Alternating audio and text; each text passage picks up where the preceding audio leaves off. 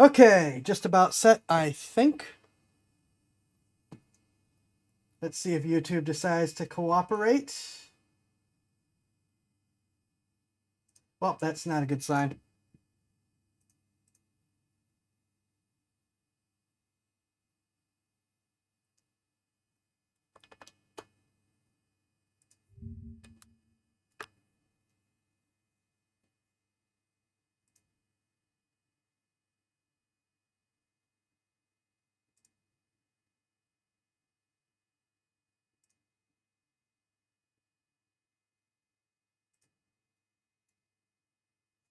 Well, YouTube at least says it's live for once. Oh, there we go.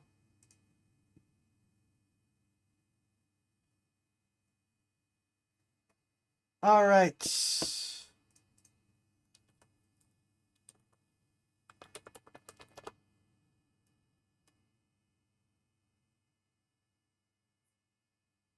Yay, YouTube! Holy smokes. Okay, I believe we're functional.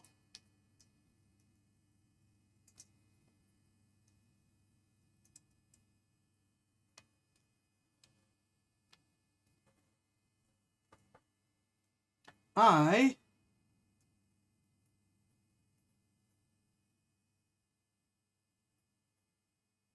have a new stand. Thankfully.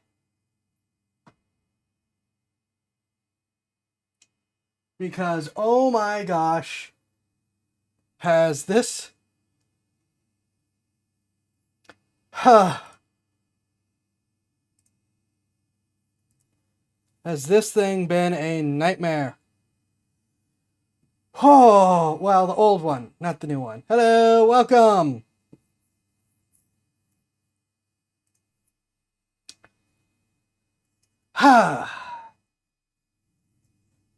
Active tonight. So, we have updates on the news, 2 reactions, which I will once again split between here at the beginning and midway through, as well as some winter farming in Harvest Moon 64, and I just barely remembered to get some stuff going with, to take care of, in-between stream things with, Baldur's Gate 3.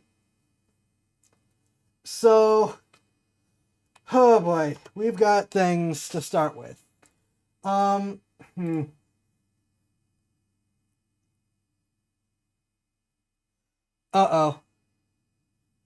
Uh-oh.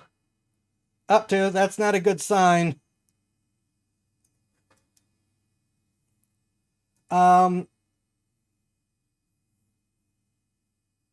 Okay.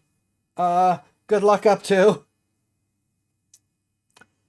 So, yeah, now I worry for up to more.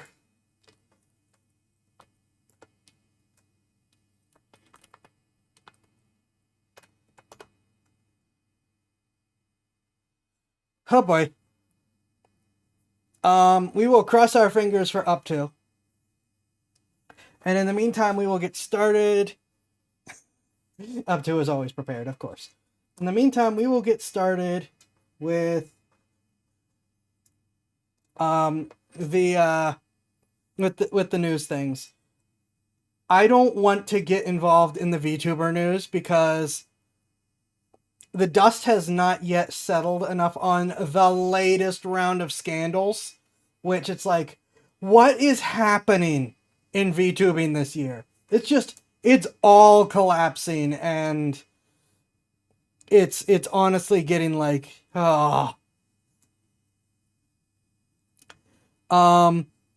Like I said, I'm not gonna dive too deep into it until we have more news, but there has been another document drop. It's like 90 pages or something like that.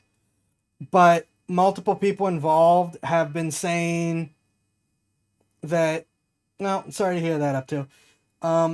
Multiple people have been saying that what's listed in the doc is either misconstrued or not true. And there's a claim that counter receipts are going to be provided, though, it's... I'm not making any judgments or calls or really getting into it until we see more. But it's like, ah. In the meantime, we have some stuff to talk about, the censorship news, and two things that I'm seeing people reacting to them, and I really want people to think about this before they go down the paths that they're going, though obviously many people have started down the paths. So two big things, many big things, but there's two that we're going to focus on, have been happening with the issue with online censorship and the fight. Before we get to the big ones, targeting of quote-unquote violent video games has started. Told you it wasn't just going to end there. It's going to be everything, because these people have said publicly many times that gamers as a whole are the problem.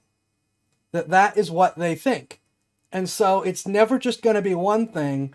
They just pick the most controversial things, or the stuff they think people are the least likely to defend, in order to get started and set the precedent of, oh, this is okay, a little more isn't going to hurt anyone. It is going to keep going. If you haven't been affected yet, you will.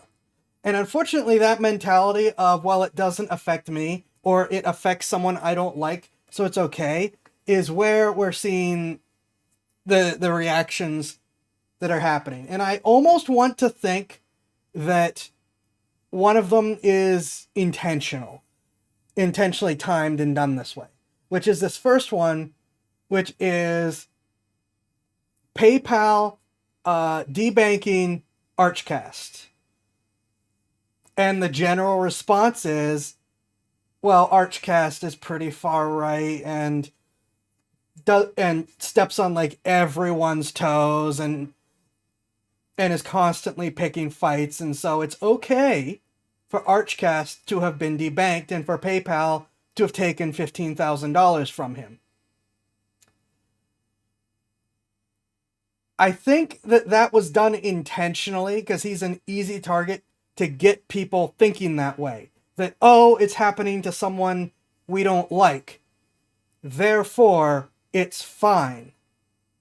And a lot of people have been commenting saying, oh, well, maybe the censorship stuff isn't so bad because it's hitting him. And it's hard to tell if it's people that really were defending censorship and then immediately switch sides, or if it's people that are just there being planted to get people thinking that way. And that's the problem. It's got to be one way or the other, because you will be affected by this if you haven't already. The fact that it's happening to someone that you don't like now does not mean that you are safe. Tumblr has already been hit with this before. Patreon, PayPal has already done a whole mass no artist type stuff before. And then got forced to sort of backtrack and sort of go, okay, certain artists, you are going to be targeted. It's just a matter of time. And in some cases, these are people who have been targeted that are just kind of forgetting about it. And that's not good. You need to remember the times that you were hit and not just say, oh, well, it's going after someone I don't like, so it's fine. Unfortunately, we can't let disagreements politically or personally get in the way, because that is the goal. And like I said, normally I'd say, well, that's a coincidence, but with how many things have all happened all on top of each other, this feels like a deliberate method to take some wind out of the sails of the pushback against censorship is an easy target that a lot of people don't like getting hit this way. But what it should do is really highlight what I've been saying with how they can shut it down for any reason without giving you a proper explanation. They will take your money from you, and keep it from you. $15,000 gone, and their justification is that they will hold on to it for 120 days in case refunds need to be issued. What they're not saying is during that time, they will charge him interest for keeping his money there. They will charge him holding fees for keeping it in there. They will charge him fines for whatever perceived wrongs they think he did. They will charge him closing costs and just eat away at that money. And they can do it to you. Any bank can do it to you. They do not need a court order, a warrant, any legal justification to do that. Or at least they didn't. That's where the other big change comes from. Just last night, it was last night, right? I'm pretty sure it was last night. Trump signed an executive order about investigating and dealing with debanking for what are they calling it? For reputational reasons. And again, a lot of people have gone, well, it's Trump, so that's a problem. We don't, and it's like, we have to take the wins when we get them. It should not matter whether or not you like him.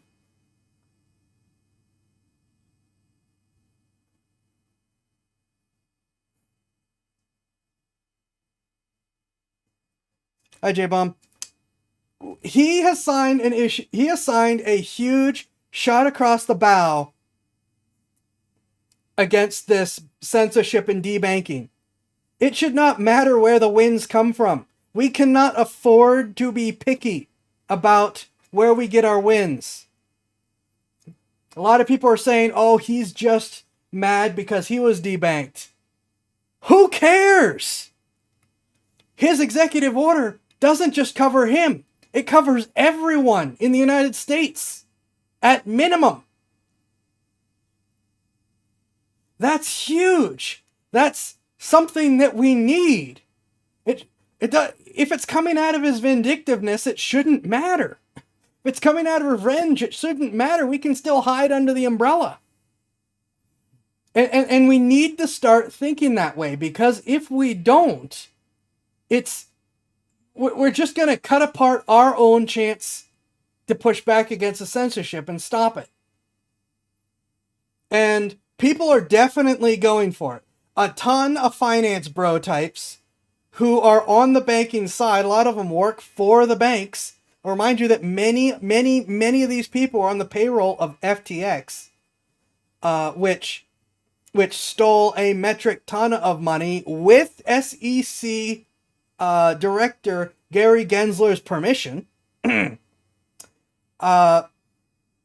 the ones who are saying, no, banks being able to do this is fine. They're the ones pushing the message the hardest that we should hate this because it's Trump.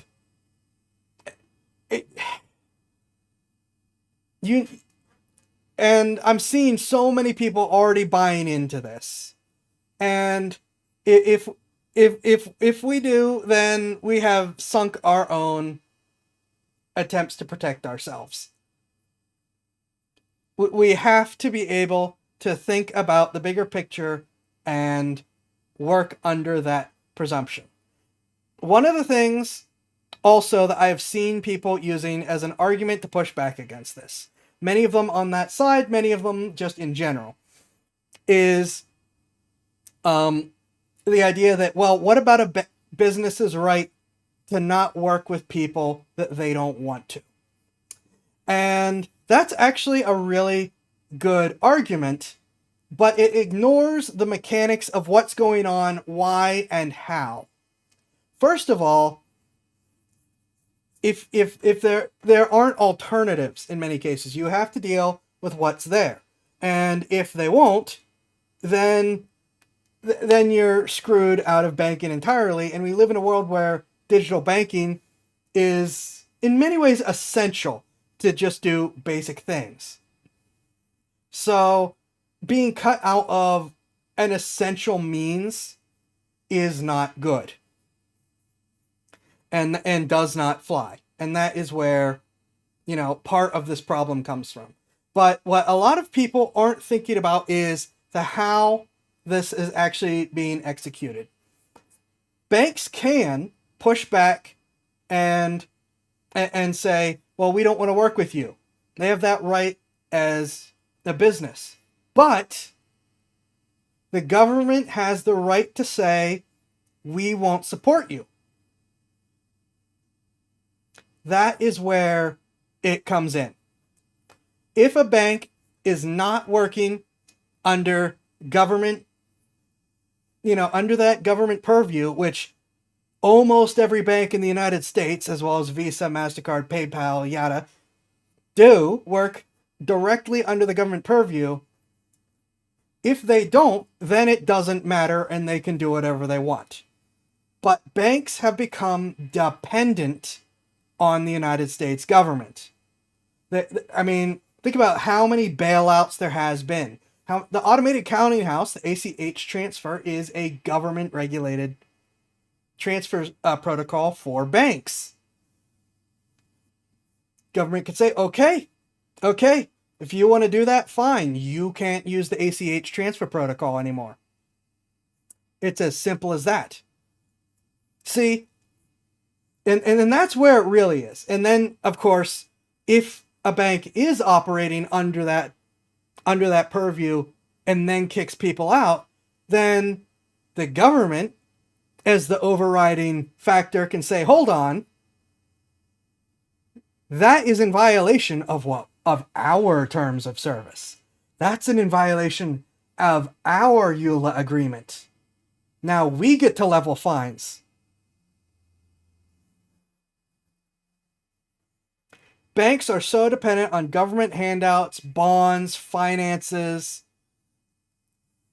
Of course, that puts them in a bind.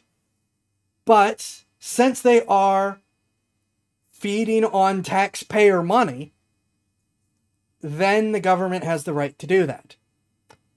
They can just continue to go on saying, well, we won't support these people for political reasons, or we don't like these video games, we don't like these artists, or whatever. They just have to divorce themselves from all that free government money. Which I'm okay with. I am perfectly okay with a bank deciding to get out from the free government money, because less banks on the taxpayer funding is also a positive. I will make that trade gladly. But the banks have to do it instead of just sitting there crying that they're not getting free money. But that is, that's basically what the choice is being presented with them. You either have to act neutrally and cut it out with this, our reputations, this vague reputations, we can do whatever I want, or stop feeding on taxpayer money. One of the biggest things that I've had a problem with for years and years and years, and I've talked about it before, is the bail-in system. Well, in the United States, that is executed by the government. If a bank cuts itself away from the government, it can't do a bail-in because it's not connected to the FDIC anymore.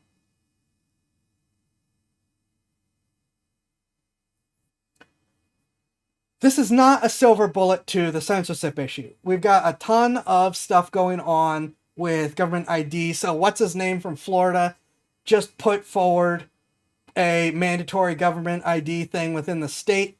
I love that he immediately got roasted as, what kind of bad, horrible parent are you that you can't control your kids, that you need to put this bill forward instead? Because that's true. That's the biggest thing about this, is these bills are functionally saying parents can't be parents, therefore the government must deal with it.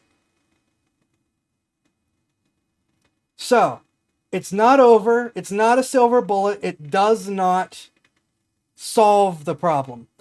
But we have to look at it as the win it is and support it and build off of it. Please, I'm begging you to have the open mind to see a win that is being given to you on a silver platter. And push the advantage while you still have the option to do so.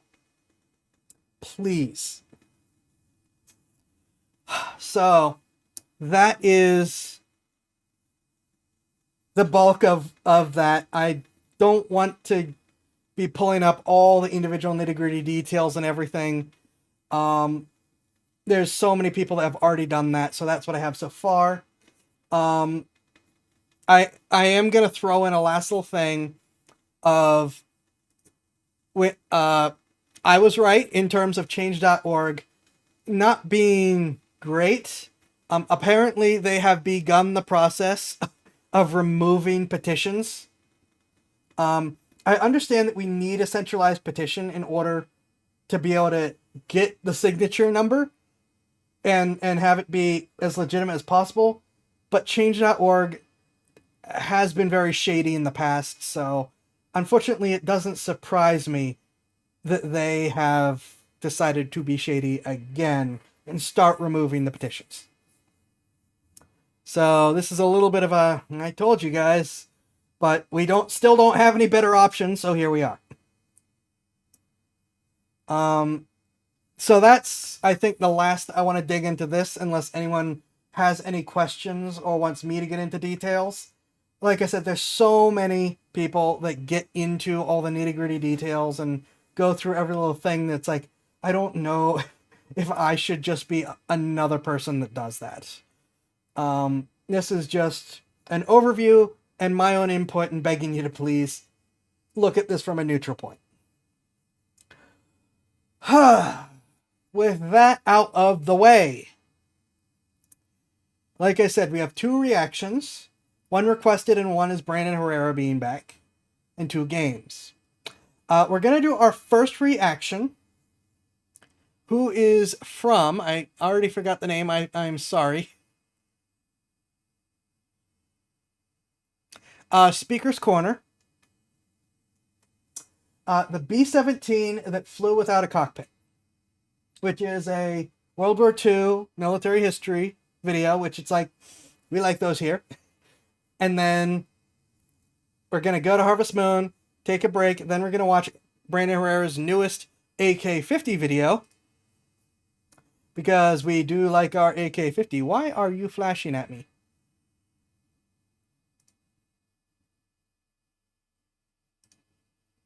Okay. And Baldur's Gate 3. So, first, the B-17 that flew without a cockpit.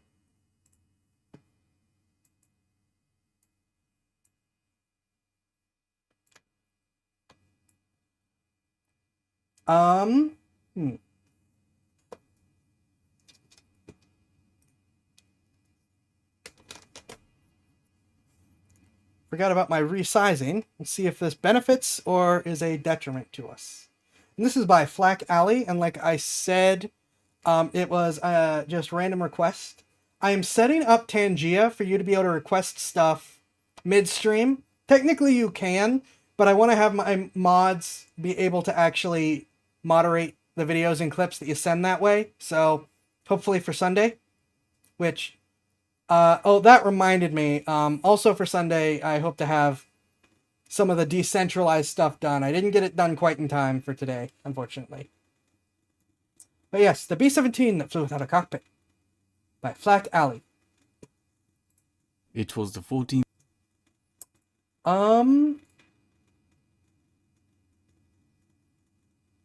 That's probably as big as it's gonna get unless we do right. We can live with this, right? Because of because I don't want to be resizing this in and out. Volume. Make sure the volume's set.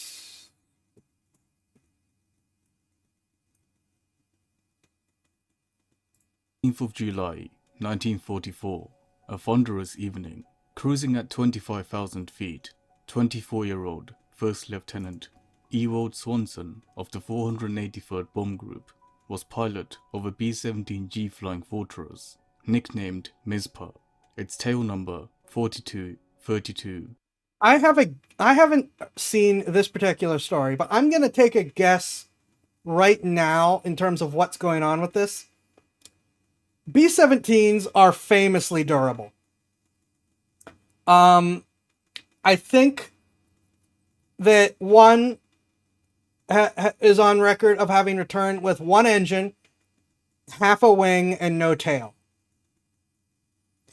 These things are famously indestructible. Well, not indestructible, but what's the word I'm looking for? Because they take the damage. Stubborn, I guess, probably is the word. Mizpah meaning watchtower in Hebrew, for God watching over all man. Oh, cool.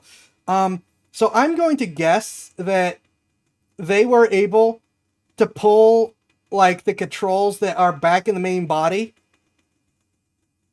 and run the fly-by-wire through there, but that's just me guessing, because these things were just, they didn't stop. 109. Their mission was to strike at the very heart of the Nazi stronghold in Budapest, Hungary. The formation consisted of 60 flying fortresses, and as they entered Hungary, they were bombarded by relentless curtains of thick flak. Explosions erupted all around Mizpah, shredding the tail section and punching holes into the battle-worn wings. Nonetheless, the B-17 formation presses through the initial flak bombardment and heads inbound towards their main target, the Ferencváros railroad yards. This was one of the most heavily defended and strategically vital targets of the late war, critical for the movement of troops, equipment and oil, keeping the German war machine alive. Now, just seconds away from the target, Bombardier 2nd Lieutenant Kenneth Dudley lines up the Sperry bomb site and I'm gonna input another thing because it's just a neat little history thing. Formation bombing like this in the day was a very American thing. The Germans would do formation bombing at night because it was significantly harder for defenders to be able to return fire or send aircraft up to shoot them down. And this was done because formation bombing in the day, you were a magnet for targets. You couldn't leave the formation, so you get blown to pieces as you were trying to reach the target. So the Germans would hide away and do that at night a lot. The British also would tend to do their bombings at night, but they did not tend to do formation bombing. And instead, they would do sort of a repetitive line bombing where one after another would fly in order to drop, and one would go and drop, the next one would drop at where the first one did, and so on and so forth. Unfortunately, that had a tendency to creep and would wander off target. Formation bombing, while the German formation bombing at night also was kind of like, especially since they had much worse bomb sites, was very much, we think the target's here, so we're going to drop the bombs and hope we hit what we're aiming for. Which is why the Battle for Britain mostly just turned into killing civilians because they could not precisely target at night. Formation bombing in the day, however, was extremely dangerous, but extremely accurate as far as bombing at this time went, and effective. Because you would time when the front bomber would drop its bombs, and when it dropped, everyone dropped at the same time. So you just get a field of bombs hitting the target. It was in the day, so you could see what you were hitting, unless there was a lot of cloud cover. That was a problem. And because you were hitting with a huge area that was basically set up to be the center of the exploding area was the target, and everything around it was also getting destroyed, it was extremely effective. So, very, very dangerous, but extremely effective. And this is why the B-17 Flying Fortress has its name, because it has an absolutely bonkers number of machine guns all over it. Because they can't leave formation. They can't run away. They are stuck flying when it is really easy for the guns on the ground to blow them to pieces and the planes in the air to come swooping in. And when they were overbombing targets, Mustangs, the escort or other escorting fighter planes, almost never stuck with them because the fighters were just not as durable, and you were already risking so much with the bombing formation that the fighters would actually leave when the flak started going and they were over the target. German fighters figured this out and started flying through their own flak in order to try to shoot down the bombers when these vastly superior P-51 Mustangs weren't around to protect them. And some Mustang flights, famously thanks to the movies, but also just because they were one of the first to do it, the Red Tails, the Tuskegee Airmen, were one of the first units that would just stick with them through the flak field a lot of the time. And just be like, nope, we are going to defend these bombers and get them home, because they can't do a lot about the Messerschmitts coming and trying to shoot them down. They have a ton of guns, but they're just not that armored, and the guns are just not that big, unfortunately. Bombardier of Japan was asked if he thought he hit the target, and he responded, I'm not sure any of us even hit Tokyo. Oof! Oof, oof, oof. Yeah, there were issues when you weren't doing large formation bombings in the day, unfortunately. Anyways, back to the actual video. I was just trying to add a little of context for what's going on going into this. That these bombers are fairly undefended for bombers, and why they're doing what a lot of people look at and think is a pretty suicidal strategy. And successfully releasing Lieutenant Kenneth Dudley lines up the Sperry bomb site and successfully releases their bombs. All of a sudden, chaos erupts. A Flak 88 round lands square on the nose of Mizpah. The nose explodes, vaporizing the bombardier and the navigator, whilst covering the front of the fortress in blood. The nose peels off above the aircraft, and shrapnel from the cockpit ricochets throughout the cabin, piercing wing gunner Sergeant Wesley Tucker in the chest.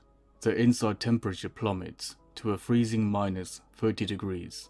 Due to the extreme damage, the center of gravity shifts to the tail, causing the fortress to pitch up into a vertical. They were mere seconds away from stalling out and entering a death spiral. Astonishingly, First Lieutenant Ewald Swanson, despite no longer having a cockpit, regains control. Is that that's the actual plane? And re-enters the formation. I think that's the actual plane. Which, for anyone who is wondering why we even have footage of this, an enormous number of B-17s were equipped with gunner cams. These were intended to do a couple things. One, track where the bombs are hitting. Two, track the effectiveness of the gunners themselves. This was to confirm kills, both for personal glory and for tracking enemy resources, and to see what is and isn't working in combat. The bomber command was super duper on top of trying to understand where the problems were and how to fix them. This didn't stop them from having your usual government and military bureaucracy problems, but they were one of the more proactive in trying to actually understand what's going on in the sky and how to fix it, which means we get some absolutely incredible shots of what actually happened in the war live. And I think that we are seeing the actual footage of this bomber right now. Cockpit regains control of the battered B-17 and re-enters the formation. The crew of a nearby B is away from stalling out and entering a death spiral. Astonishingly, First Lieutenant Ewald Swanson, despite no longer having a cockpit, regains control of the battered B-17 and re-enters the formation. The crew of a nearby B-17, nicknamed Yvonne, couldn't believe what they were seeing. A blood-soaked B-17 without a nose pulls up alongside them. So wait, oh, holy smokes! Those are the control yokes! The steering wheels that sit right in front of the pilot chair, those are the control yokes right there! Holy smokes! Dudes! That is wild! That explains how they held gun control, but that is amazing. I cannot stress to you how miraculous that shot is, both in terms of how horrific the damage is, but how perfectly placed to not completely screw them over it is. That is a wild shot right there. One of the most haunting sights of the war. Mizpah was strangely flying as if nothing had happened. What was happening inside the B-17 was even more impressive. Since there was no cockpit or control column left to maneuver the aircraft, under the screaming command of pilot Swanson, the crew had begun to fly the aircraft by pulling the exposed control cables by hand. Despite having lost a significant part of the aircraft, this flying fortress and its injured crew, I was right about the cables, just not where they were pulling them from, refused to go down, a symbol of unwavering courage and indomitable machine spirit. However, over 200 Flak 88 guns still had their sights set on the formation. Suddenly, another explosion rattles the B-17. A flak barrage destroys their number 2 engine as the fortress begins to lose power and airspeed. With the nose blown off and an engine gone, Mizpah and her crew, through sheer determination and will, kept the aircraft airborne. However, the effects of drag from all the damage received was increasing by the second. Mizpah had fallen far behind the formation by now. For a perilous 10 minutes, the crew battled the control cables to get as far away from the hornet's nest as possible. Now, over Dunavek's, Hungary, pilot Ewald Swanson informed his crew to immediately bail out whilst he held it steady. 7 crew members successfully bail out of the aircraft. Swanson could no longer. 7 crew members successfully. Eyewitness misses 1 shoot. Oh, right, okay. So those arrows are tracking... Those arrows are tracking not just the chute, but where the chute is floating in the air, I think. Bail out of the aircraft. Swanson could no longer tame the crippled fortress on his own. Immediately, the B-17 pitches up, trapping Swanson inside the fuselage. He grabs the parachute and keeps it close to him, waiting for the B-17 to stall out. As the fortress comes to a standstill, Swanson takes the opportunity to jump out of the front, but just as he does, his chute catches the torn metal of the cockpit, ripping through the fabric with brutal force. This was a blessing in disguise, however, as if the fabric hadn't torn, he would have gone down with the ship, pinned by centrifugal forces. Swanson is violently flung back, narrowly missing the tail section of the B-17. The young pilot momentarily passes out, whilst falling out the sky from 20,000 feet. When he opened his eyes, he was seconds away from hitting the ground. Reserve! First Lieutenant Ewald Swanson immediately opens his parachute, but notices that it had sustained significant damage. The chute was not slowing him down enough for a safe landing. The landing was going to be brutal, one that he was unlikely to walk away from or even survive. By sheer luck, on the way down, he spots what he believed to be an enemy POW camp in the middle of a dense forest. Swanson positions himself on top of the trees by the camp, hoping it would break his fall. I'm pretty sure they had reserves. I know... Well, I'm 99% sure that paratroopers had reserves. They might not have had reserve chutes on emergency parachutes, though.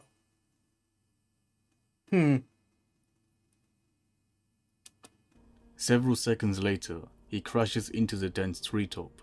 First Lieutenant Swanson suffers a broken left leg alongside deep tissue cuts from the tree branches. Against all odds, he survives the landing. The German medics of the POW camp quickly spot Swanson's body in the brush and recover him. They administer life-saving first aid to the young pilot, who has at this point stared death in the face and kept going. In fact, to his amazement, he finds out that the entire crew of his B-17 had survived. His crew were captured nearby, only to meet up at the same camp their pilot had somehow ended up at. A happy accident, as they put it. The crew would endure 9 long months through the harsh cold winter at the POW camp. On the 30th of April, 1945, US troops would liberate the crew of Miss... Yeah, we'll ignore that those are American medics. Or they could be German medics that stole American equipment because they didn't have any. April 1945, US troops would liberate the crew of Mizpah. The war for these young men had finally come to an end. The 8 survivors would return home to the USA that night. Ewald Swanson's bravery that day would earn him the prestigious rank of Lieutenant Colonel before his retirement from the United States Air Force. After the war, he returned to a quieter life, marrying his beloved Catherine Swanson and raising a son together at Michigan, USA. Yet, it was the bond with his B-17 crewmates that remained closest to his heart. In the decades that followed, they would often reunite, old warriors with weathered hands and bright eyes, sharing stories of impossible missions and the unbreakable brotherhood they forged when they were barely more than kids. Swanson would pass away peacefully on the 28th of February 2009 at the age of 89, remembered not only as a war hero, but as the only known pilot to have ever flown an aircraft without a cockpit. Only Mizpah and the men who dared to ride her into hell and back could ever truly understand what that meant. Only 4 truly understand what that meant. Whereabouts of the beloved B-17 Mizpah is unknown. Probably crashed and the Germans salvaged it for scrap. Second, remains of her crew are not yet to be found. Second Lieutenant Joseph H. Henderson, navigator, killed in action. Yeah. Second Lieutenant Kenneth W. Dudley, bombardier, also killed in action. Honestly, the fact that the pilot and co-pilot weren't killed by that shot is miraculous. Their sacrifice deserves to be remembered. How many learn of it depends on you. Honor them by leaving a free like, comment, and subscribe. Keep their story alive forever. Yes, done. This is in an incognito window, so I can't do it again here, but done. Only 4.2% of the viewers watching this video are subscribed. It takes countless weeks to write and produce these videos, but it takes just a second of your time to click that subscribe button. It's completely free, but helps us out immensely in bringing this content to you. Thanks for watching. Stay safe. Looks like there's a lot of stuff here that we will be checking out in the future. A lot of stuff. I'll save a lot of that for later. That was a really good recommendation. Found a new channel to watch. I'm here for it. I am here for it.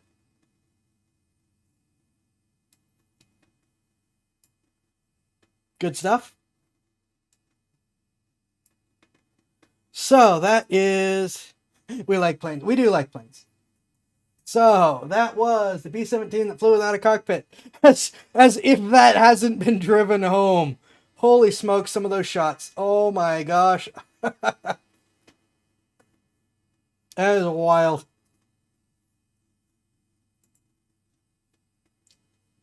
So, Harvest Moon time! Bray Herrera will have to wait till after the break.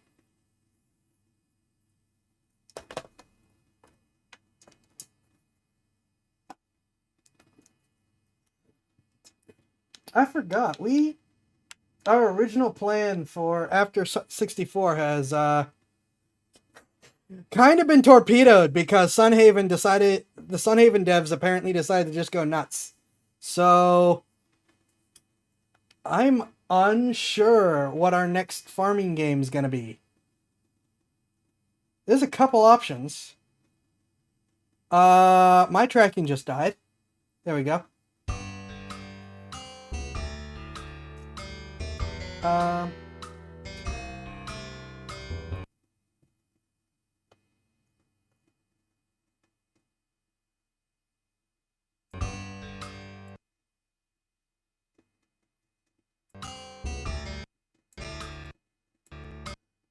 If you would please cooperate.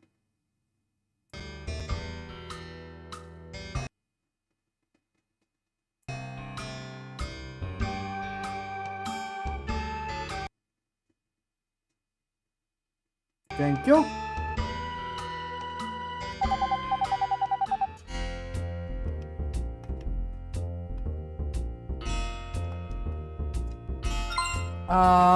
Okay, I'm gonna check what's going on with my tracking quick.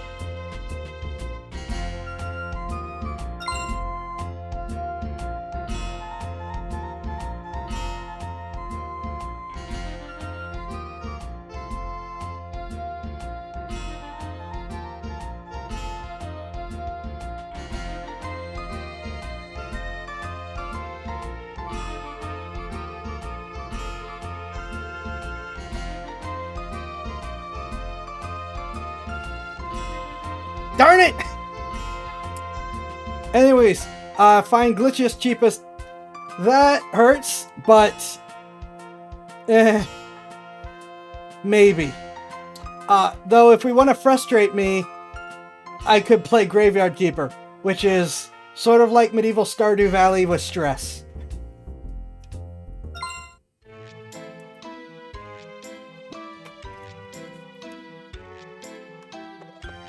Do it Gray still playstyle? Wait, did he do Graveyard Keeper?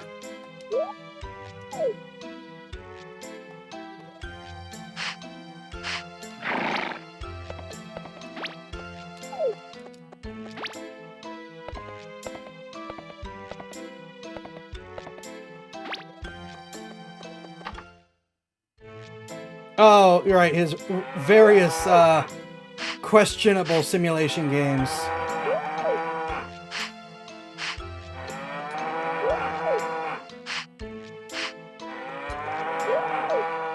Yeah, Sunhaven unfortunately decided to screw their translation teams and stuff and just get really stupid with their how they treat people.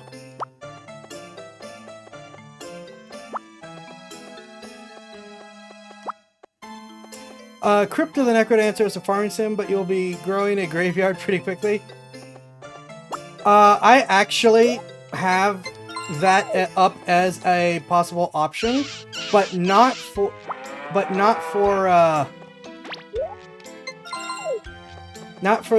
casual Friday. I actually was planning on including that because of Cadence of Hyrule in the Zelda lineup.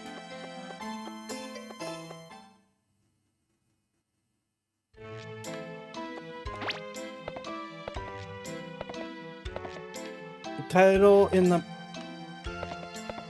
market is different than the name it downloaded, and the name and the title screen is different from either of those. You know it's called. Oh no, one of his many simulation games.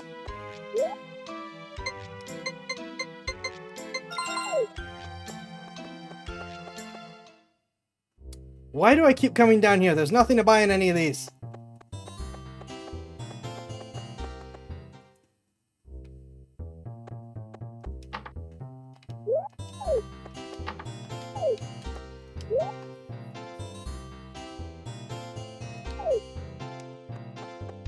Yeah, I guess it is pretty early. Wait, do you...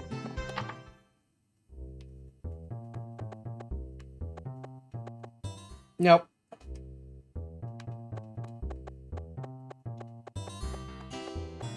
We're not talking to Grandma so that she can sit there and rock forever. How do you make any money?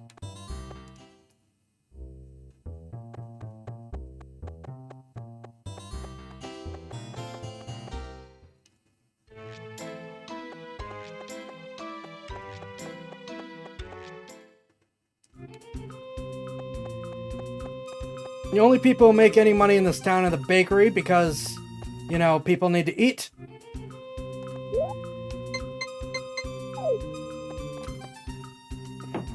And the bar. So, because that's the only thing people have to entertain themselves.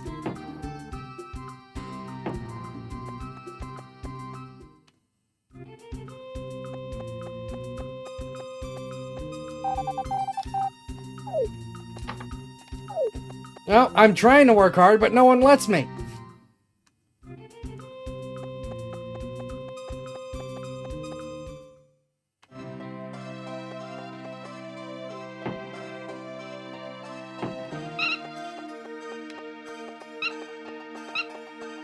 Getting drunk is one of the world's oldest amusements. True.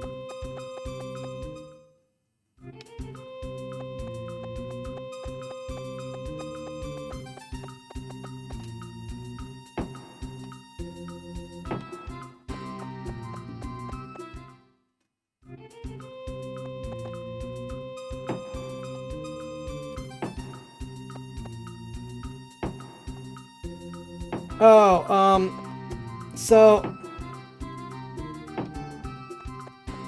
I posted about this earlier, but someone had been asked a question, made a short on what's worse, the Pharaoh Plague, the Necromorph Plague, or the Flood. And it's kind of like, well, obviously the Flood are the worst of all of them. Like, even if you put the Necromorphs up against the Flood are gonna win that. But I had a really funny, I think it's funny comment, and I'd like to explain it a little bit. Which is, putting the Pharaoh Plague in with those two is the equivalent of giving your little brother an unplugged controller in a video game. Because the Pharaoh Plague is just nothing by comparison. And so here's what I mean by that. The Flood are, I guess the best way to put it, functionally a genetic plague. Like, on a single cellular level, the Flood will keep going. One Flood cell and you're screwed. It will replicate, it will infest, it will infect, so on and so forth.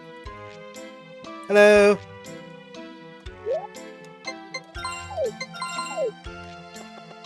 So it is very, very difficult to actually stop or deal with the flood. They got secret seeds everywhere to protect them. They've got, including outside of the galaxy. It cannot be modified. It modifies itself. And, you know, it's just... I mean, anyone who knows Halo lore could probably explain this better than I can. It's just it is just a problem for everything around it. Oh, and it's basically got some kind of like... It's got both digital and psychic fields around it that infect things as well. You know, because it wasn't enough of a problem.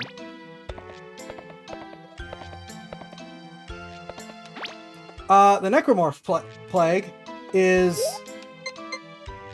I forgot to get milk.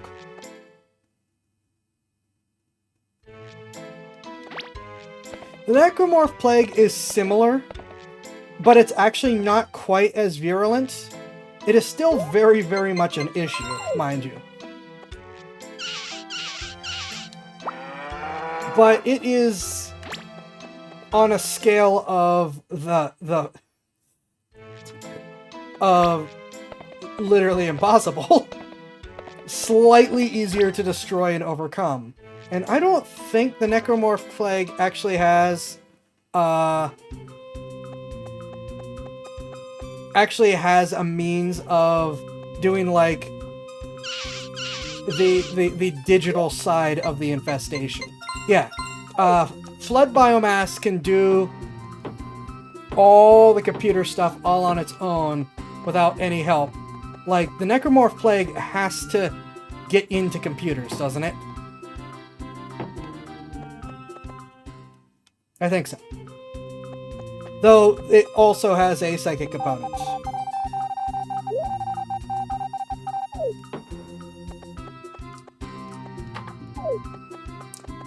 By comparison, the Pharaoh Plague. From Horizon Zero Dawn. It's Tuesday, isn't it? It is. The Pharaoh Plague, for those who are unaware, is a swarm of self-replicating war machines. Not nanomachines, they're not at a cellular level, they are war machines that just have built-in factories that eat biomass as fuel, and then burn biomass as fuel. And that's kind of it. Like, yeah, they eat people for fuel, but whoop-de-effing do. Yeah, they harvest raw materials to make more of themselves, but they still need to do it the old-fashioned way. Yeah, they can hack other machines, but they still do it the old-fashioned way.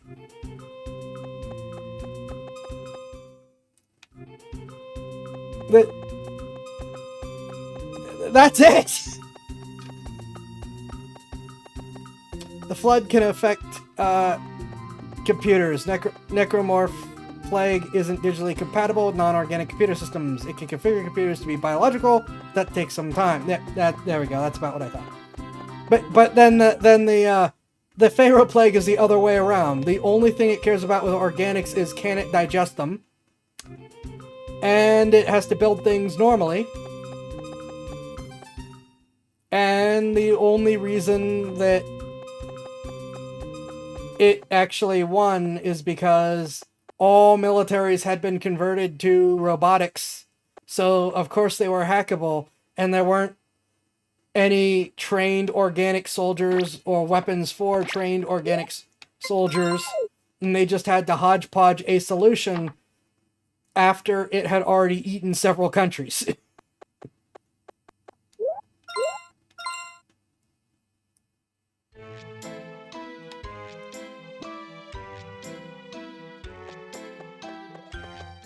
The Pharaoh Plague is as bad as it was because of human incompetence and for no other reason.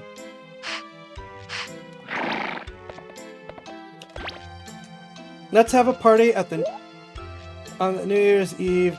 Oh, right. At the bar. Yes.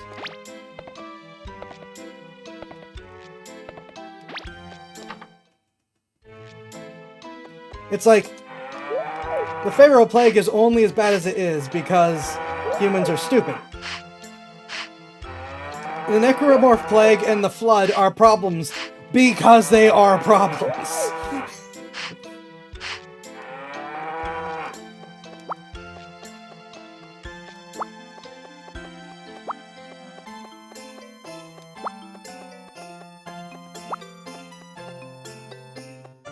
And the Flood just happened to be more advanced and even more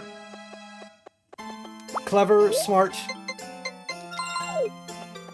infestation-y than the Necromorphs. So the Necromorphs are up there. Like, I can't off the top of my head think of anything else that would compete with the Necromorphs and the Flood on that level.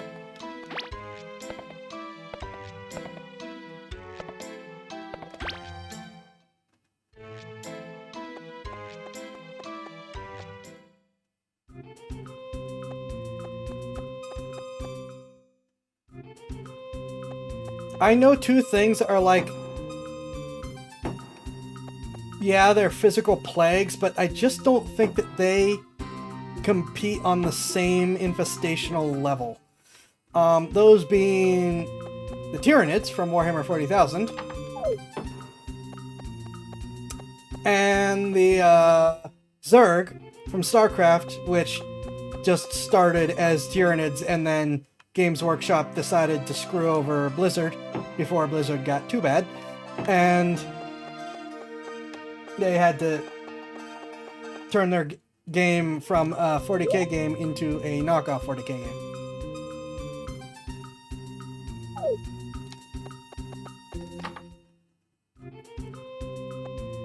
Alright, there's a maniac chopping on my door with an axe.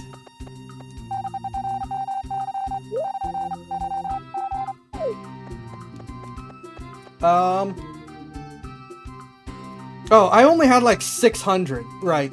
We are a ways away.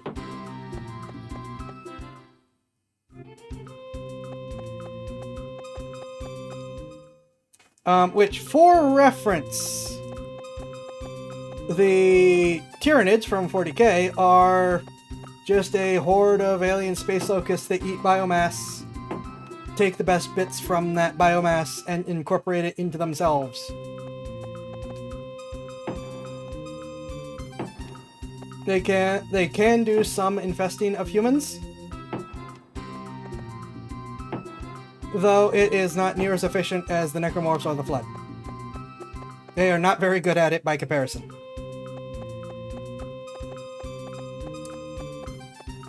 And that's kind of the Tyranid. That's kind of it for the Tyranids.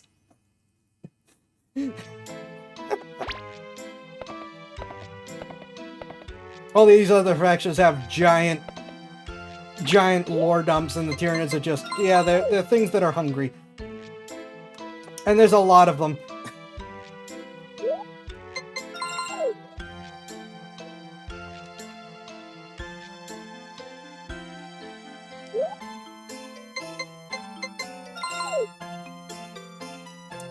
Not the X.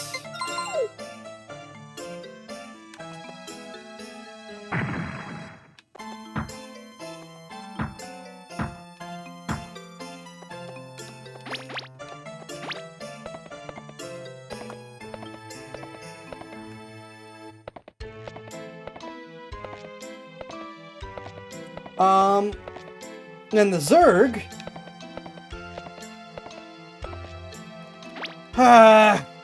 Right, I need milk. Yeah, get out. No, funny enough, the FARO, I believe. Pharaoh Plague technically beats Tyranids, and that it is far more efficient at eating biomass, including Tyranids, but the Nids can't really eat it. That's true! Holy smokes, you have a point! The Pharaoh Plague beats the Tyranids, oh my gosh. That's hilarious. I am okay with this interpretation, though. I think the Tyranids are dumb. That's really, really funny.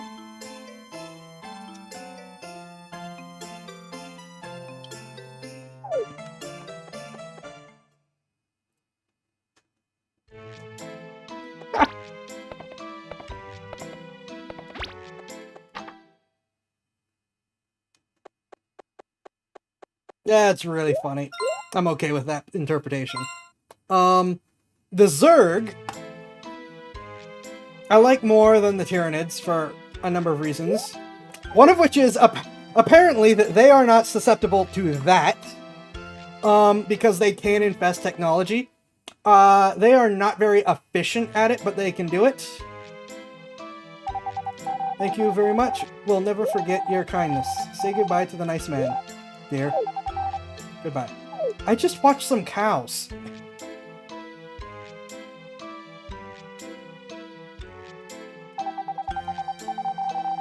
Gee, thanks! That didn't sound very... That wasn't the most enthusiastic thank you there.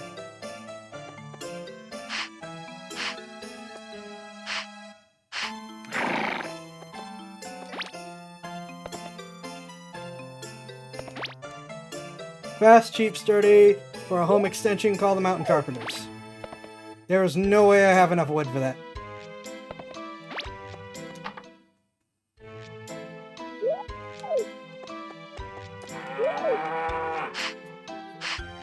Anyways, where was I?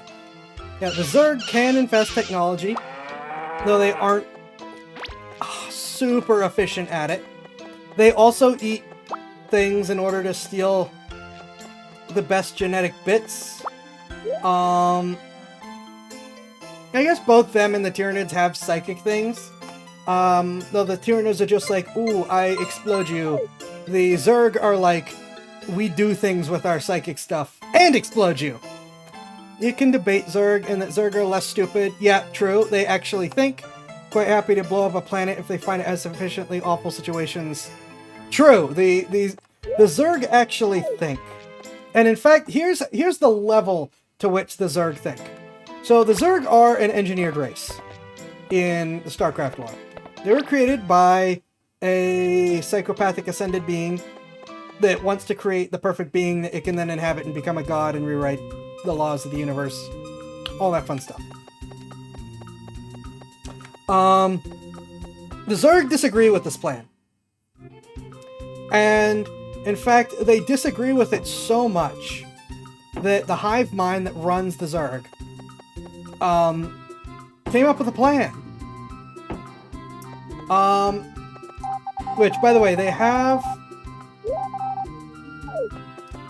a hive mind, but they also still have individuals within it, which is interesting. Anyways, the Zerg was Overmind. Looked at the fact that it was pre-programmed. You're not going to let me in, are you? To serve this purpose that it doesn't want to serve. And so it deliberately made an assault on a human world that it could not win the fight of in order to destroy itself. Having created the replacement in the Captured Kerrigan, spoilers for StarCraft 1, which is, what, 25 years old now,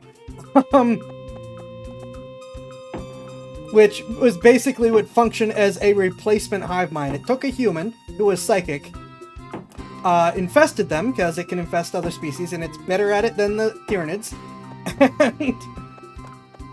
and said, you are now the new hive mind. I'm gonna go take care of this enemy and destroy myself in the process, so that you can have the end goal of destroying this evil god thingy without being impeded by me.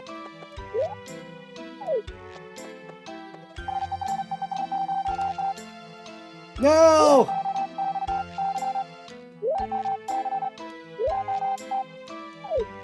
Your father's awful.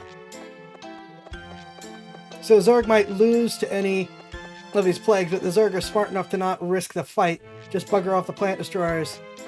Yep. The Zerg are smart enough to either nuke the planet or take a slow, roundabout way. Maybe steal a couple of the... Nice. Steal a couple of the pieces of technology, infest them, and figure them out. The Flood would still probably win. The Zerg do not infest at the level the Flood does.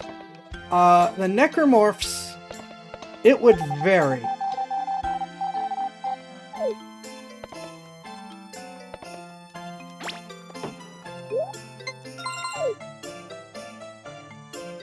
The Necromorphs would vary on how they manage to sneak in an infestation. Because the Zerg, if the Zerg ran into a marker, they'd know. Yeah, Father is the worst game of the game. Agreed!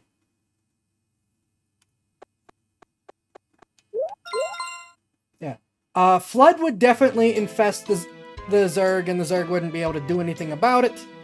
The Necromorphs would, like I said, it would depend, because the Zerg would be smart enough to stay away from the markers. They would be able to figure out real quick that the markers are a problem and just not be around them. The dog race will be held on the 19th day of winter. We'll accept applications on the 18th.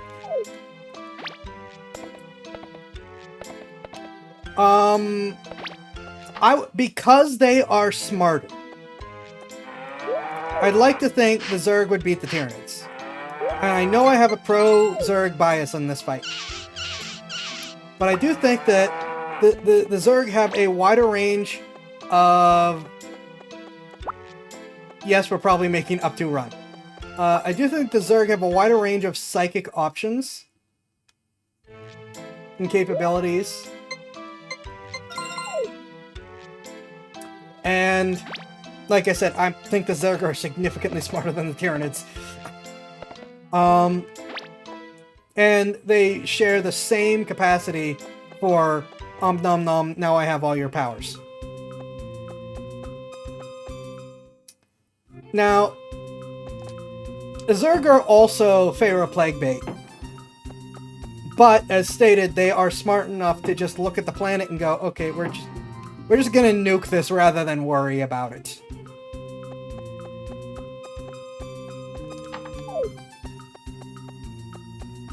We're gonna drop 500 million banelings on the planet and let them solve the problem.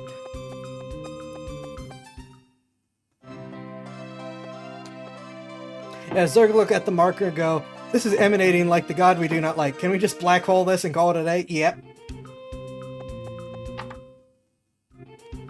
Oh, for those who don't know what a baneling is.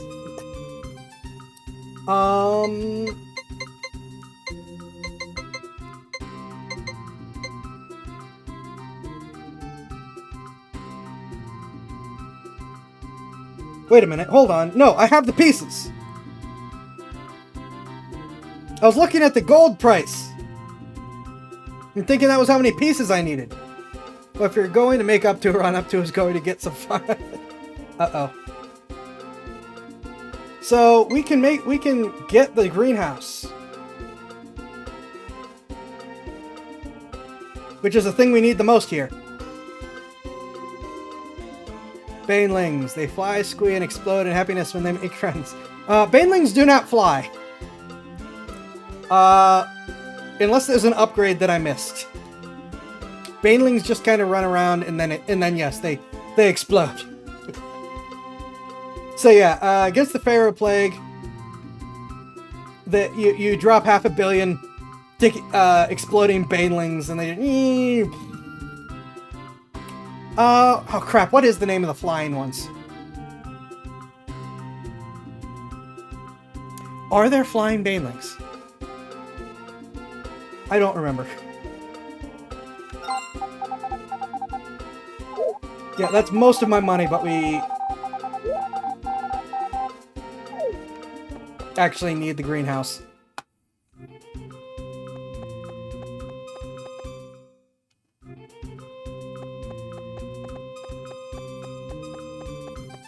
Oh no, maybe there is a flying baneling variant I forgot about.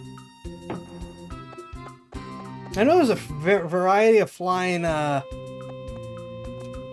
Zerg just in general.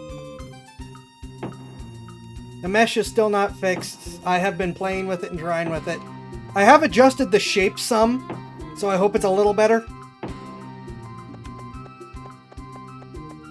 This issue has been discussed with the modeler. There's not a lot we can do about with this model, though.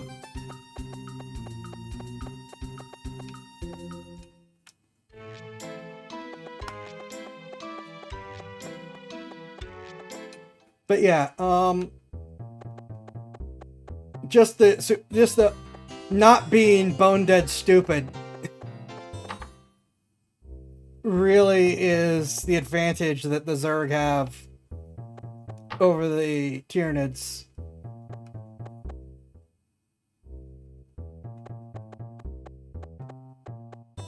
I guess the Necromorphs are technically smart, but passively. You know, they're not super active in their how they do things. Debatable with the coloration. Well, I mean, come on, it's just a stretched top now. You're upset that that the low cut is gone? Really? Good, okay, I'll get started tomorrow.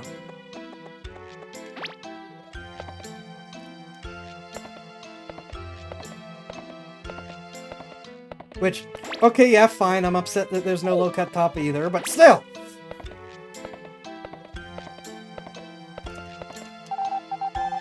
Why are... Go away!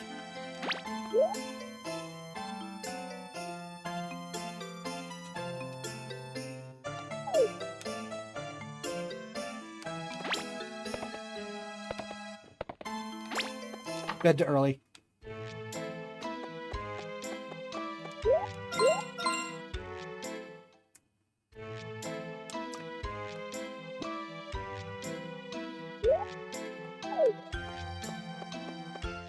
Yeah, so the Flood are also like, they are both actively, well, actually no, when the Flood's just kind of not being controlled by the Gravemind, it is kind of stupid. It's just that infectious. The ore mine will be open to the public. There's a reception desk in the mountain cave. Thank you!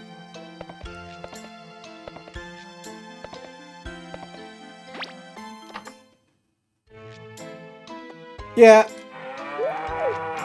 I would like to keep my Nintendo 64 and cartridges in working order for as long as possible. So I just don't run it unless I absolutely have to.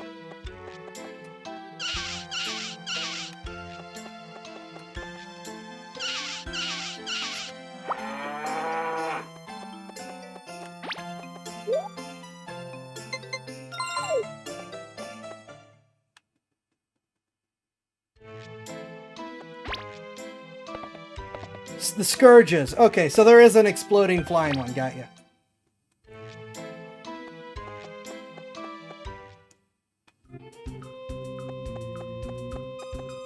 Yeah, I just wanted to talk about that a little bit, just because my analogy amused me, and like I said, it's...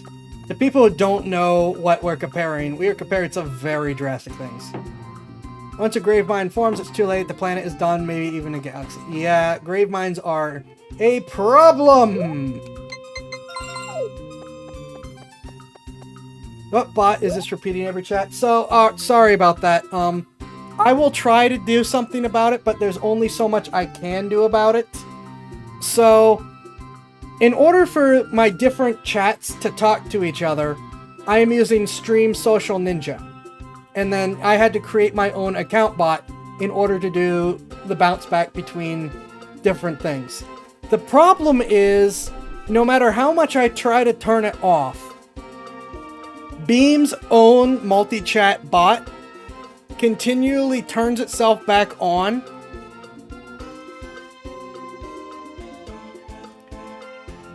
And it still repeats stuff in Beam.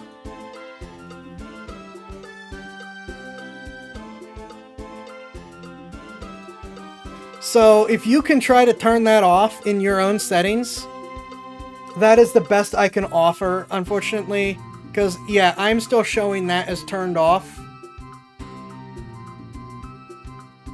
And everything disabled as much as possible. I apologize for that. There's not a lot I can do about that.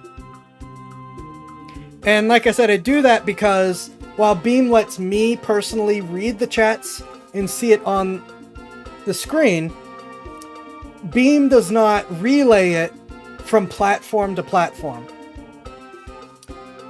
The way I have it set up now, you typing that, your what bot is this repeating every chat, also appears in the chats of Twitch and YouTube and Kick and Trovo and Rumble and Odyssey and all the other places.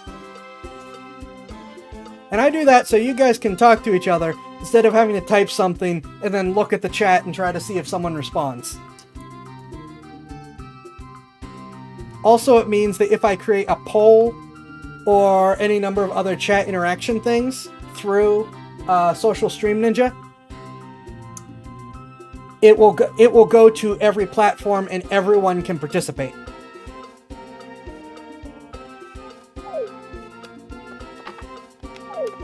I thought this was being opened.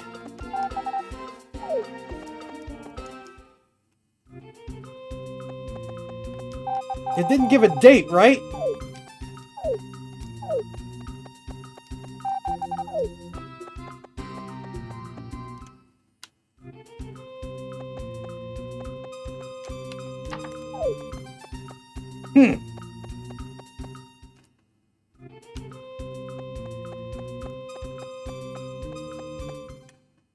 So unfortunately, yeah, that is actually Beam's built-in bot.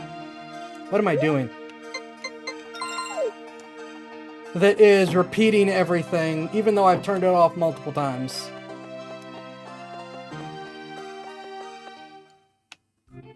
Because it is catching that relay bounce back. And then, you know, reposting them all to Beam.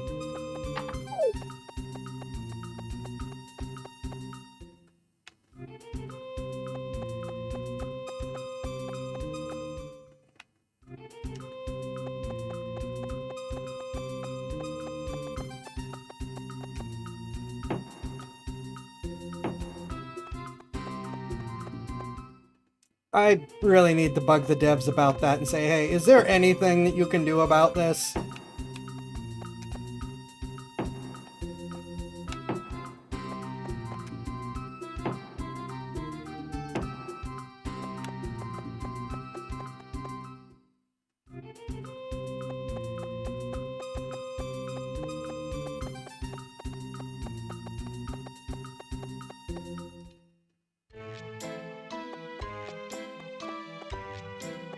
I was planning on being able on the mine thing being able to be a thing.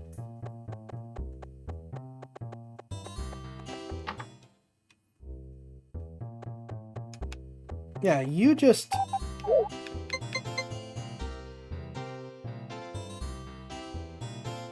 I shouldn't have come in here. I shouldn't have come in here.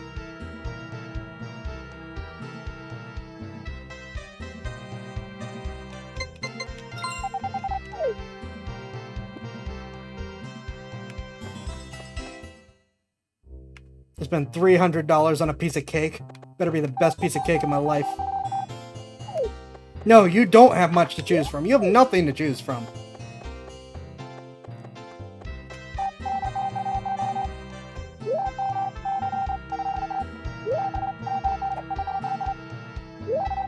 Oh my gosh.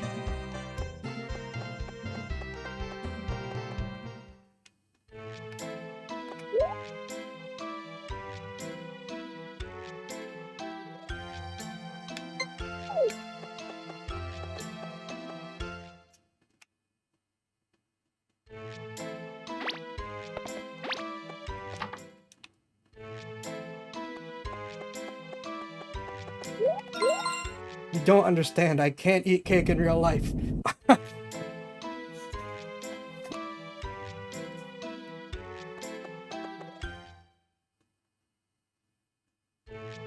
The big thing about HM cake is it is universally loved. It is. The Harvest Moon cake. I got it, but still.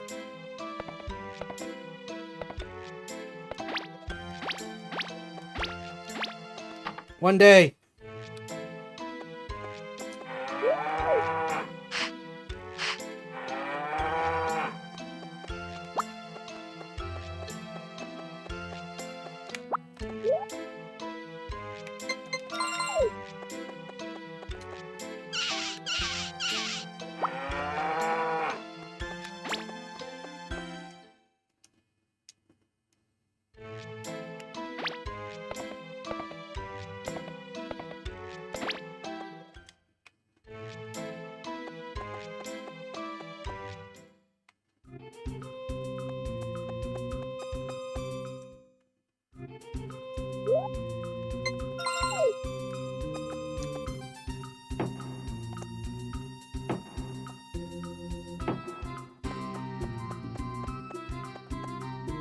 No, it's not diabetes. It is sadly celiac.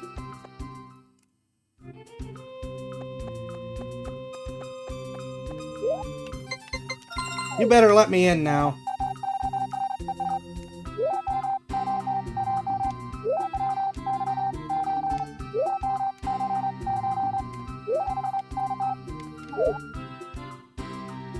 Wait, I have the hoe with me, right? I forgot. I thought it was the I thought I needed the hammer.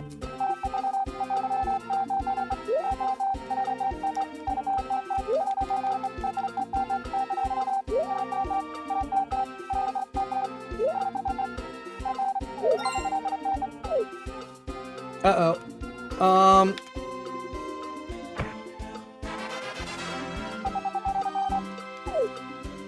Okay.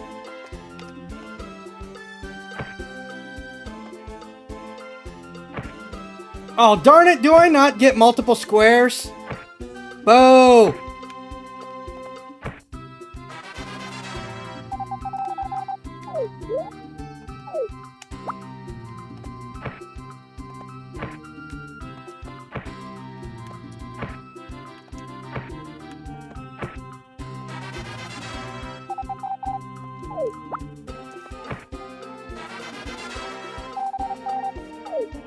Look at the coins in parentheses. Please stop.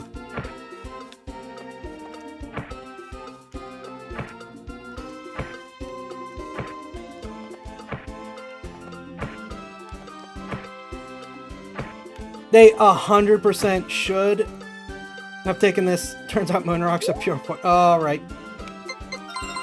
Cave Johnson here. Burn your house down! What the lemons? Isn't she a peach? Yada yada yada.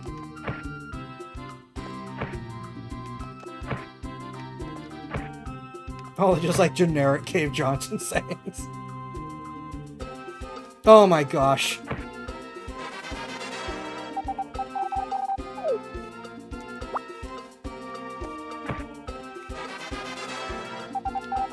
Okay, maybe I should say Cave Johnson things more often.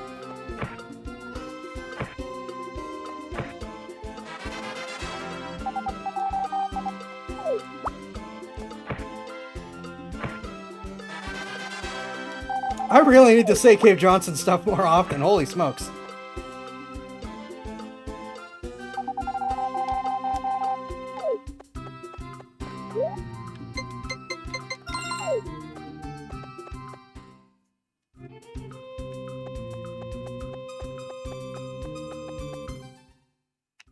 Yeah, that doesn't look as bad as when we first tried to do this.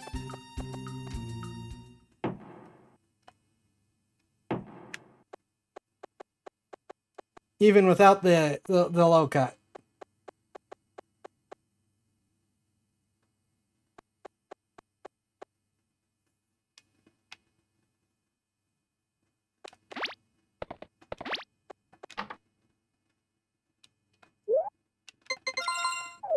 Nope.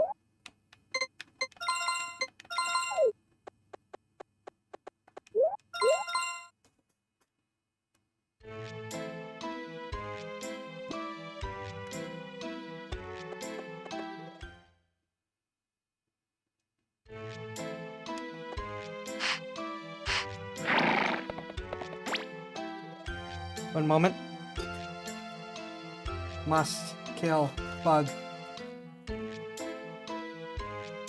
No! Ah!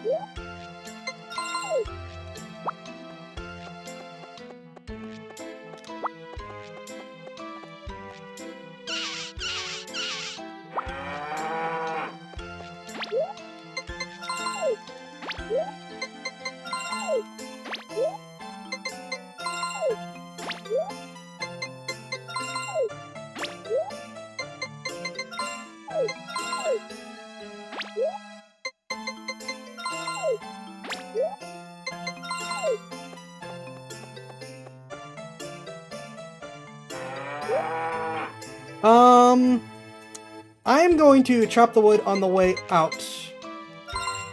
We're just gonna get to the mine and have a little bit more time in the mine.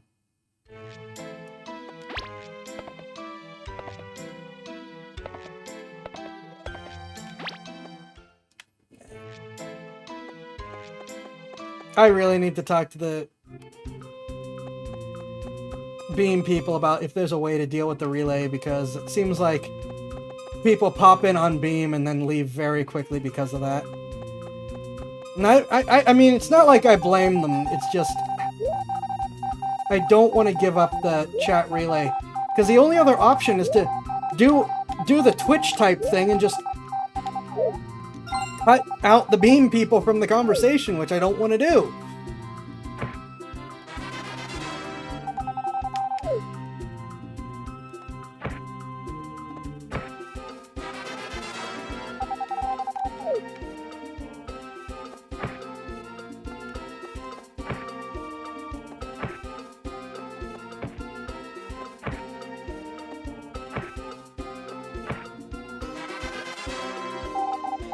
Actually, you know what?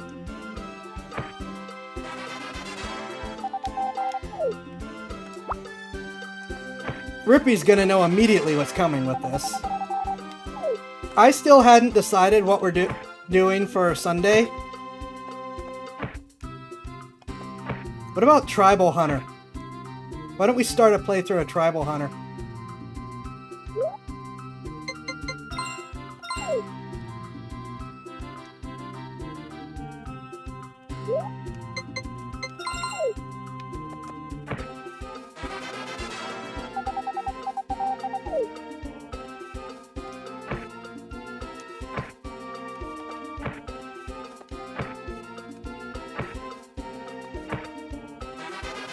Tribal Hunter is a platformer. I'm gonna be a dragon that we are actually... Well, we're a lizard. He's not really a dragon. He's a lizard. He's actually a garden, but spirit. Yeah, it's... They do at least explain what that... But yes, it is a game I'm kind of shocked Bao hasn't discovered. If Bao has discovered it, I feel like it would have been everywhere.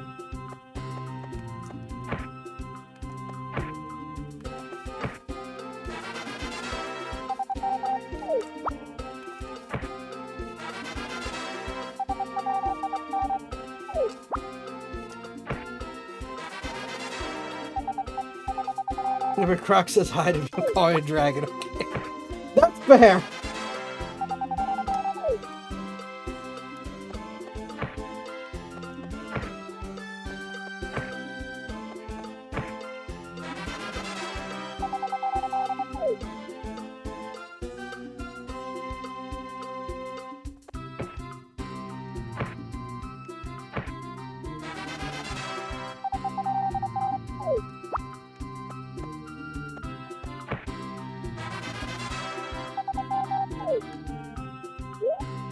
Holy smokes! Hold up, what?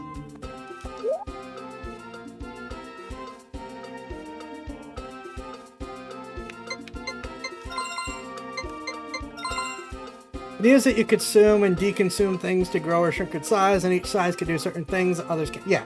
It's a platform brawler-ish type game, but with Kirby functions, basically. Except the Kirby functions do more than the regular Kirby functions. I guess is the best way to put it. Okay, it's almost time to leave at least. I can't believe that I actually filled my pack.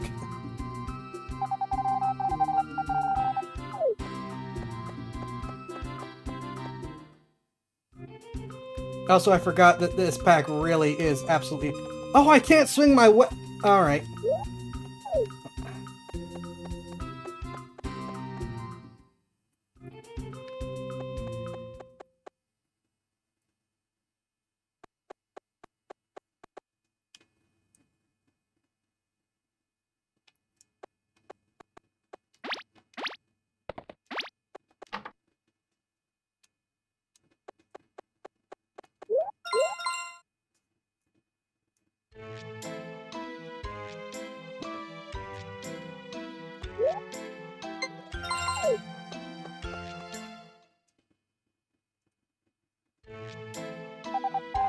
How about this? Isn't it great?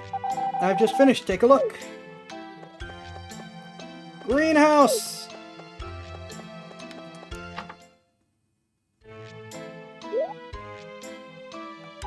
And I believe time doesn't move in here! Time doesn't move in here! Which basically means we're not going to use the field for anything but grass. We're going to plant everything in here?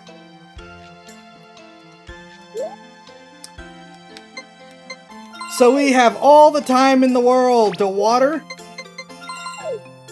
and harvest, and I don't have to chase Rippy in order to be able to drop my plants off.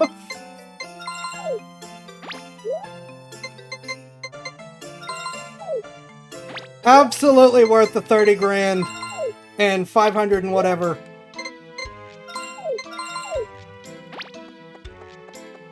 And we have a place to fill our watering can, so we don't even have to run outside for this.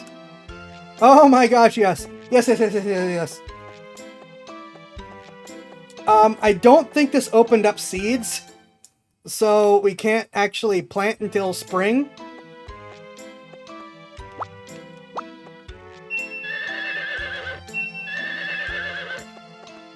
But now we just, like... Now we're set.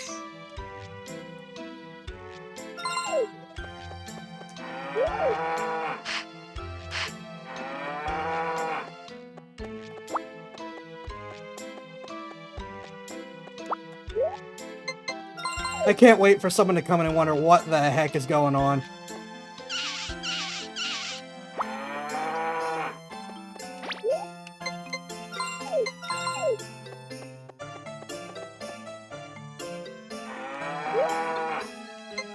So we will chop wood on the way up.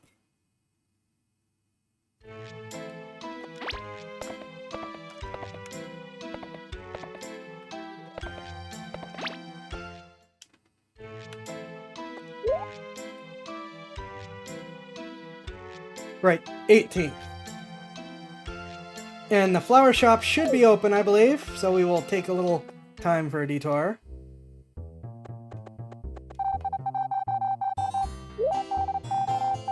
Never mind, the cake shop is not open.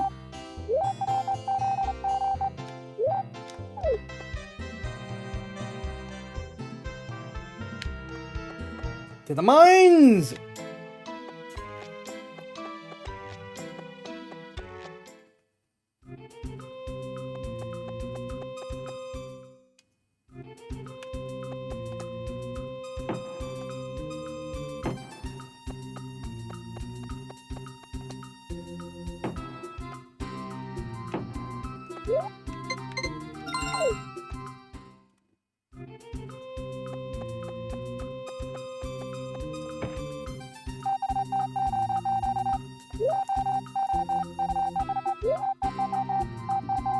If someone could do the banning, because they did not follow.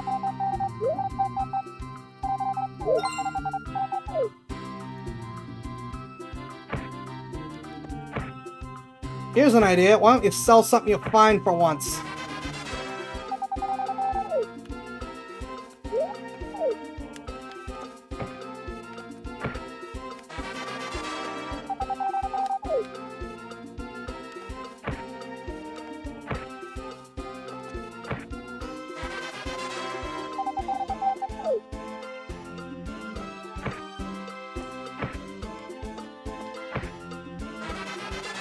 I guess I understand why it limits you to 1 square, but that doesn't make me any happier.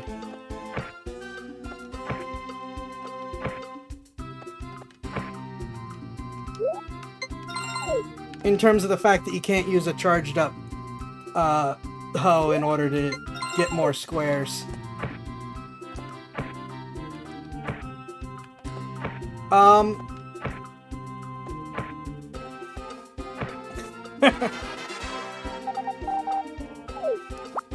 Apparently.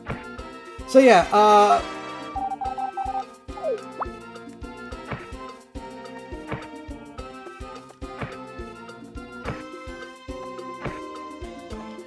so I guess, while Rippy is concerned, Rippy hasn't actually objected. So I guess if there's no objections, we will be tribal huntering.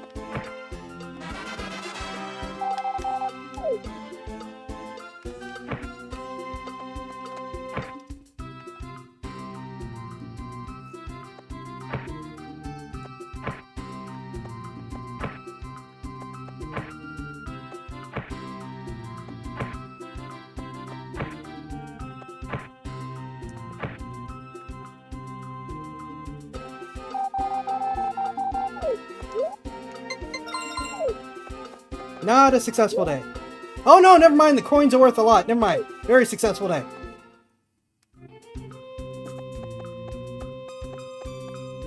Oh wait, no, that's probably also all the stuff that he took from yesterday.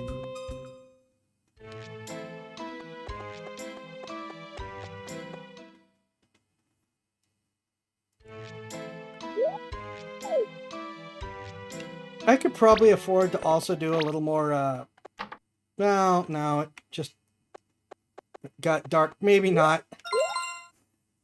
Take time to,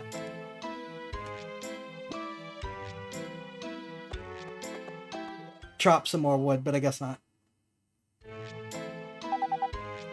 What do you want? Earthquake opened a hot water source in the mountains. We're thinking of building a hot spring. Want to lend a hand? If you're not busy, we're starting tomorrow. We'll pay for your time.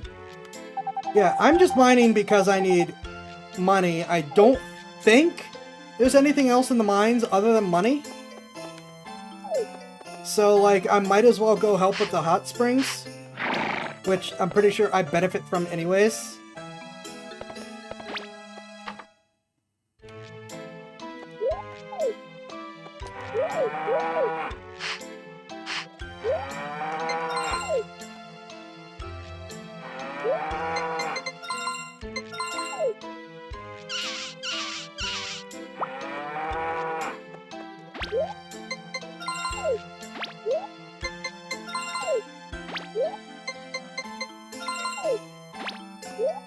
Certain other model makes it appear. Oh boy.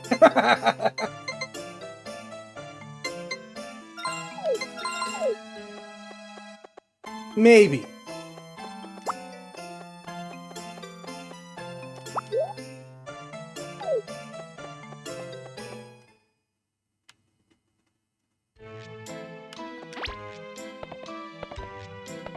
If we're gave a hot spring is hot spring, that is fair.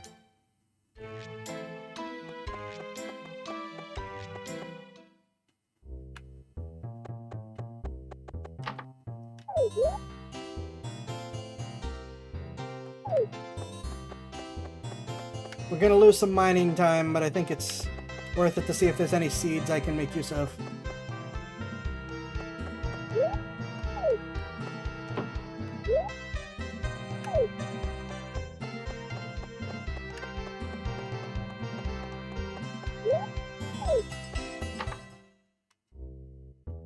Oh, it did open seeds! Okay, well, I guess I'm not mining. Alright, what are options? Strawberry seeds, they have to be grown in a greenhouse. 1 pack cost. Oh, those have to be greenhouse. So we are going to do strawberries. Eggplants.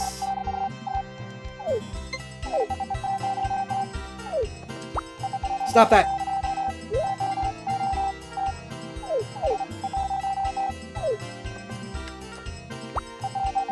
Corn.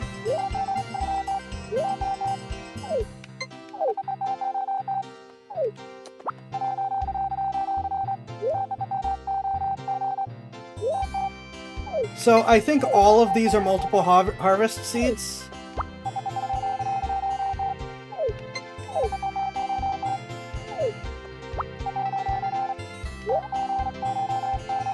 These are not multiple harvest seeds.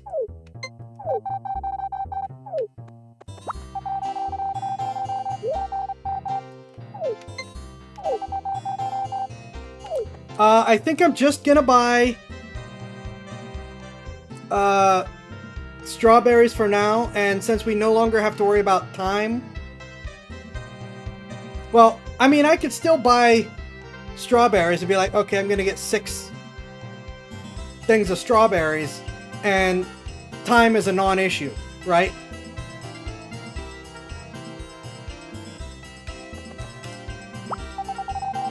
And then we'll see where my energy lasts with this.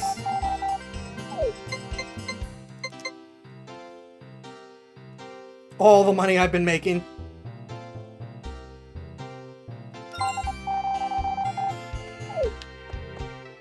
So I guess that's probably going to be it for the mine.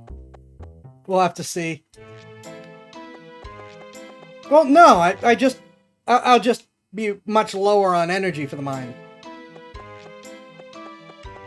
Because this doesn't take any time.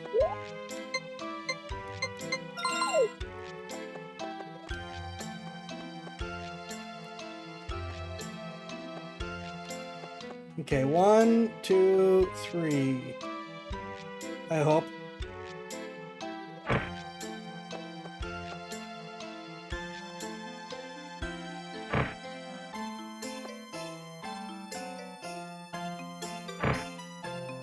Skip 1.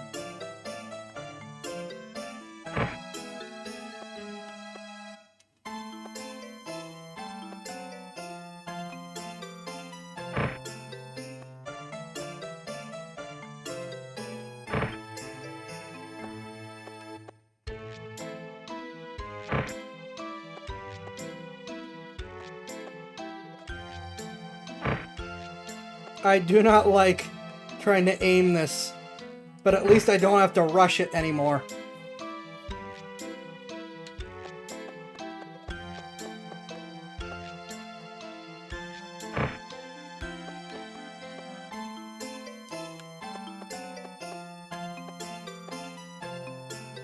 Please stop! Why?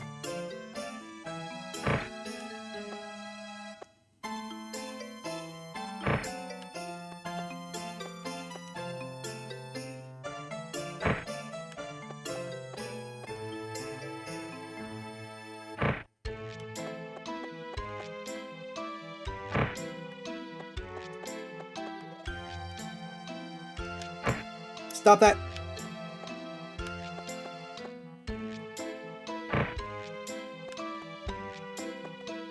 Ah!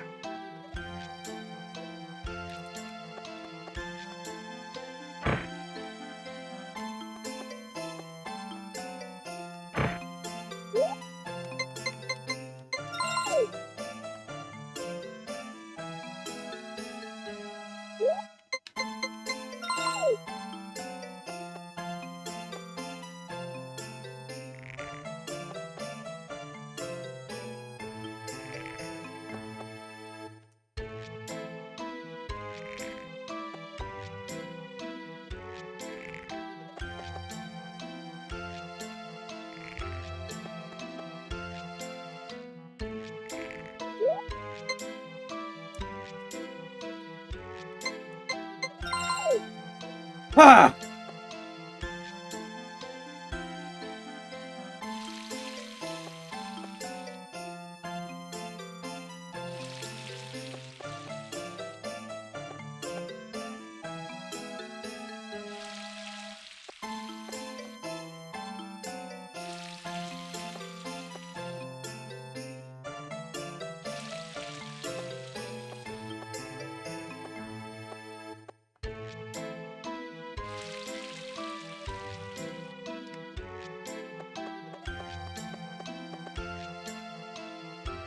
I believe I could cheat the system.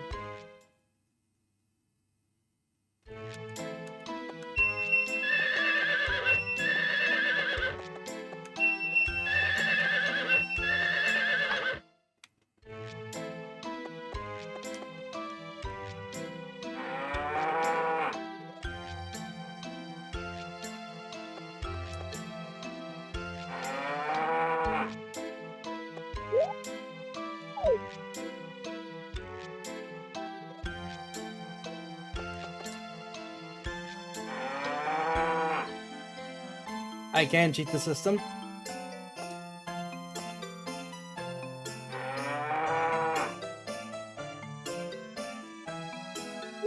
I wish I knew how much energy I had.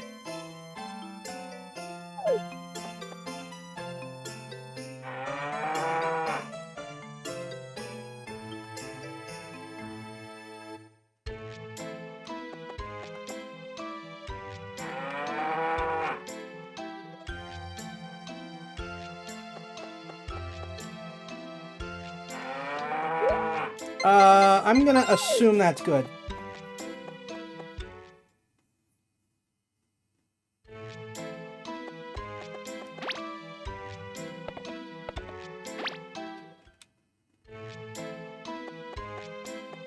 That also means I could take a couple swigs after I finished with the cow as like before I leave to charge up as well.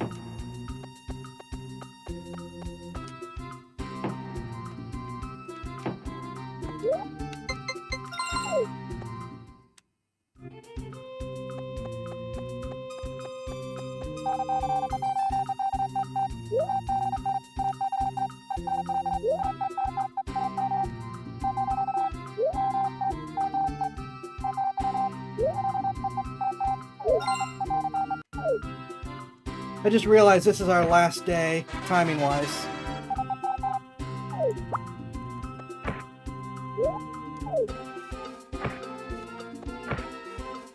After this day, we are taking a break, and then we'll come back, Brandon Herrera, and Baldur's Gate 3.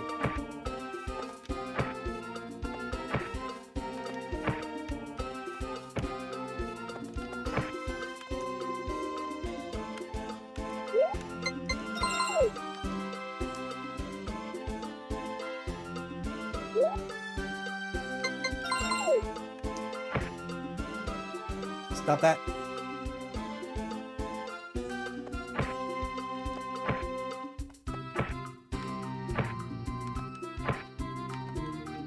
Stop that. You drank your own body's weight in milk. Stop that.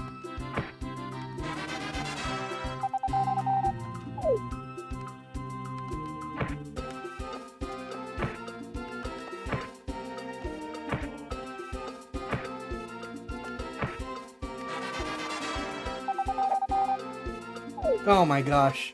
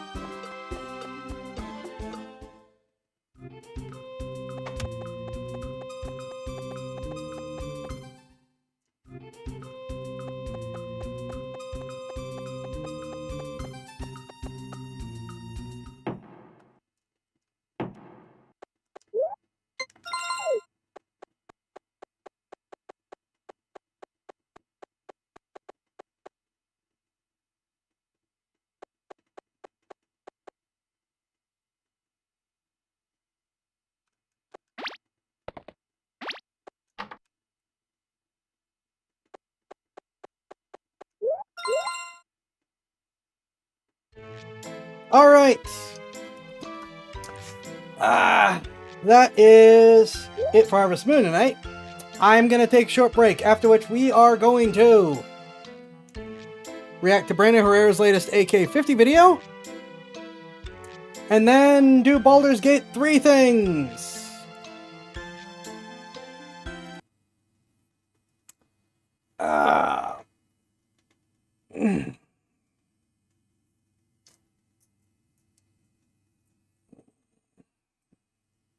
Haven't been blown up this big in a while. Right. I will see you guys shortly. And I checked Baldur's Gate 3 earlier today, but I do not have a great amount of faith that there hasn't been an issue, so give me a moment. I will be starting it up now just to double check for updates and things before I technically go for break.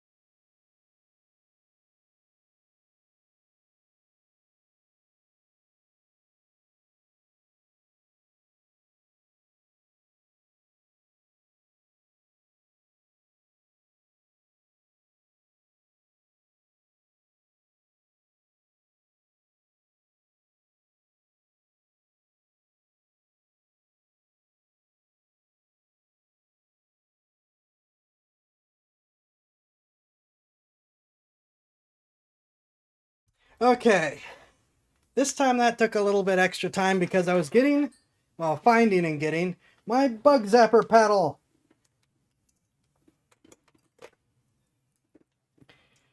Okay. So let's get us together.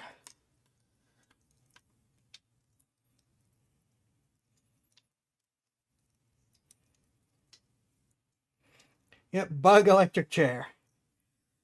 Oh my gosh, this new holder for the face tracking is amazing. Because I don't need to fight with it anymore. It just works. Holy smokes. Okie dokies.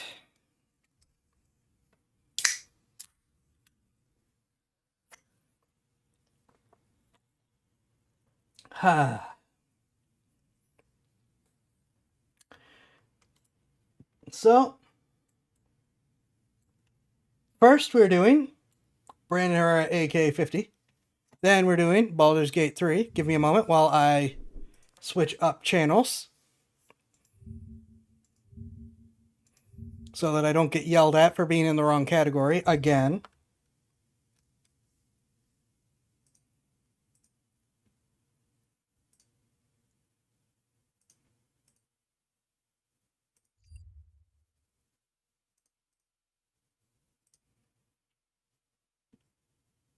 Oh, by the way, I completely forgot to bring up my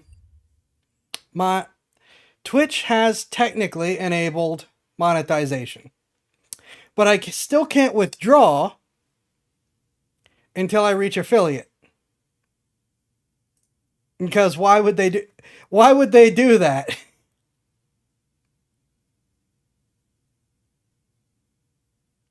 It's basically they're saying it's a new system to let you enjoy the benefits of being paid.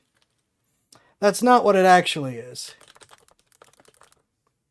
What it actually is they want more permission to run ads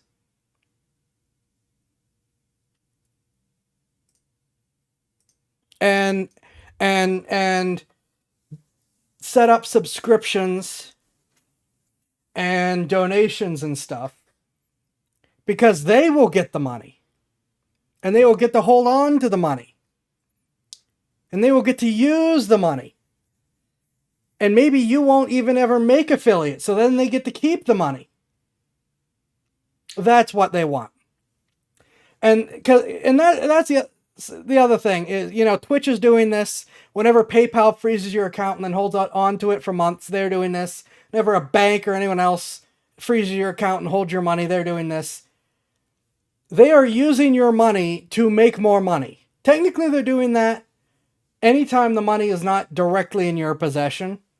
Anytime it's in an account somewhere, they are investing in stocks, trading assets, so on and so forth, to make more money on top of whatever money they're making off of you.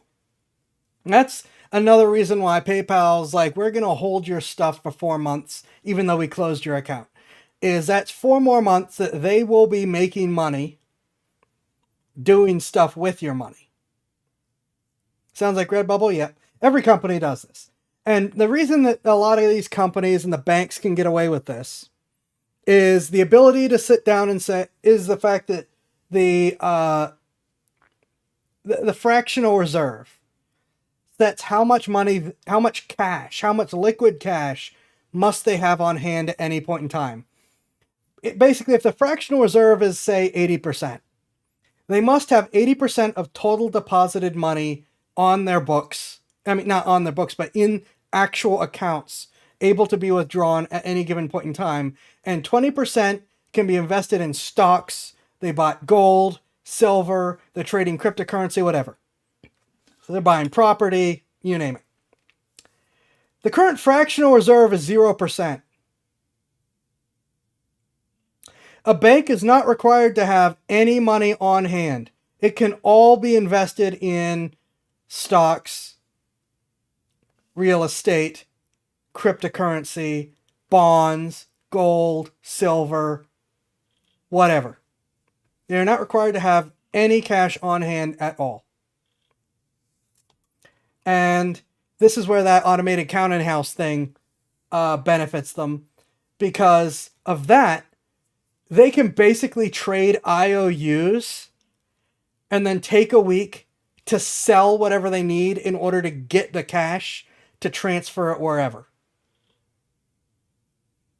Which, again, is what the new executive order is threatening to cut them off from. Which means, we can't trade IOUs anymore. We have to actually sell all our money-making things to have cash now. Because there will be a run on the bank if there isn't. And if you don't know what a run on the bank is, go watch Mary Poppins.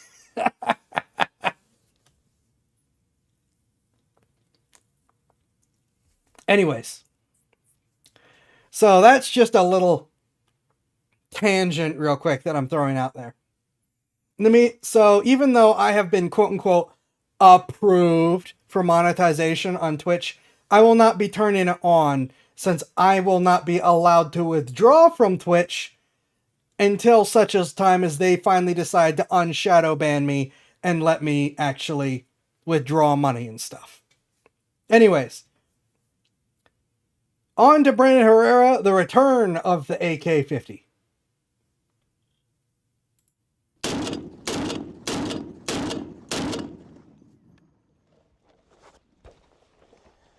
What? You didn't think we forgot about the AK-50, did you? What's going on, guys? How you doing? Hope you're doing well.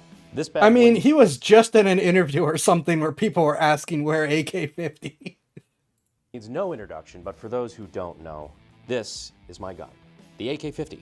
Where AK-50? Here AK-50. It's real. I can touch you now. It's been a while since we've done an update or a video on the AK-50 project, and I guess for good reason. It's kind of done. We had this version of the AK-50, this prototype, finished last year. But as always, when we have time to tinker with it, we're always making small little incremental. It is still such a good looking gun. I said it before and I'll say it again. You know how as guns evolve, they sort of take on different looks? This looks like the actual final evolved form of the AK platform. Like 100 years from now, the updated AK is going to look like this type deal. Changes, little stuff here and there, just things that we weren't Just quite smaller. happy with, that we went back to the drawing board and changed up. We'll get into a few of those at the range. Like, for example, the pistol grip. Now Zenitco. I really like the feel of the Zenitco. I think it's the RK3. I like the feel of that pistol grip on this. Plus, I think it just matches the AK-50's look right now. I would also be remiss to leave out the fact that you can now play with the AK-50 in Tarkov. Goddamn Ruskies! That's beautiful. Our boy Nikita over at Battle State Games asked a couple months ago if they could put the AK-50 in Tarkov. I know I get like a million DMs after that. Did you see AK-50 in Tarkov? Yes, motherfucker, they asked. Take notes, Call of Duty. Embarrassing. The Russians had to teach you how to not steal IP. Anyhow, big fan of the game. So I was about to point that out. That Call of Duty stole the AK-50. And as he said, the Russians didn't. They asked. Do you have any idea how embarrassing that is? Oh my gosh.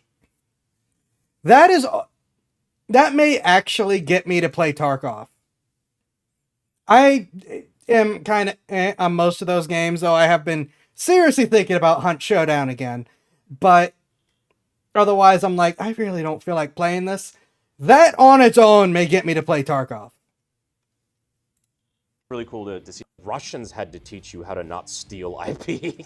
Anyhow, big fan of the game, so it was really cool to see a game that I enjoy include my baby. So now you too can go around and waste half-starved, drug-addicted scavengers with 50 cals. And then you could boot up Tarkov. Our boy Willer's actually got some really cool footage with it. Oh man, bro, look at Ergo.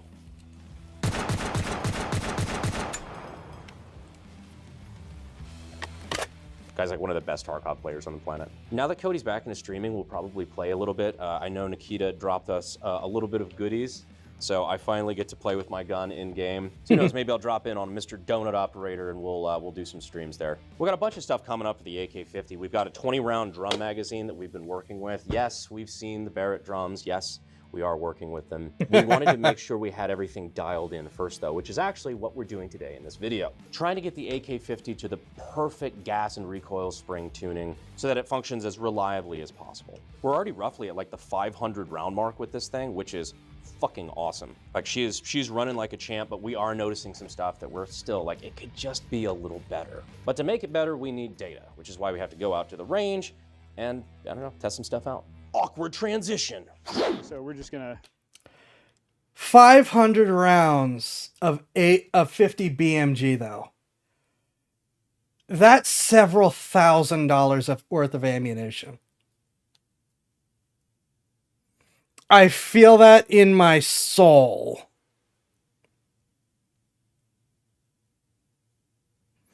Oh, that hurts.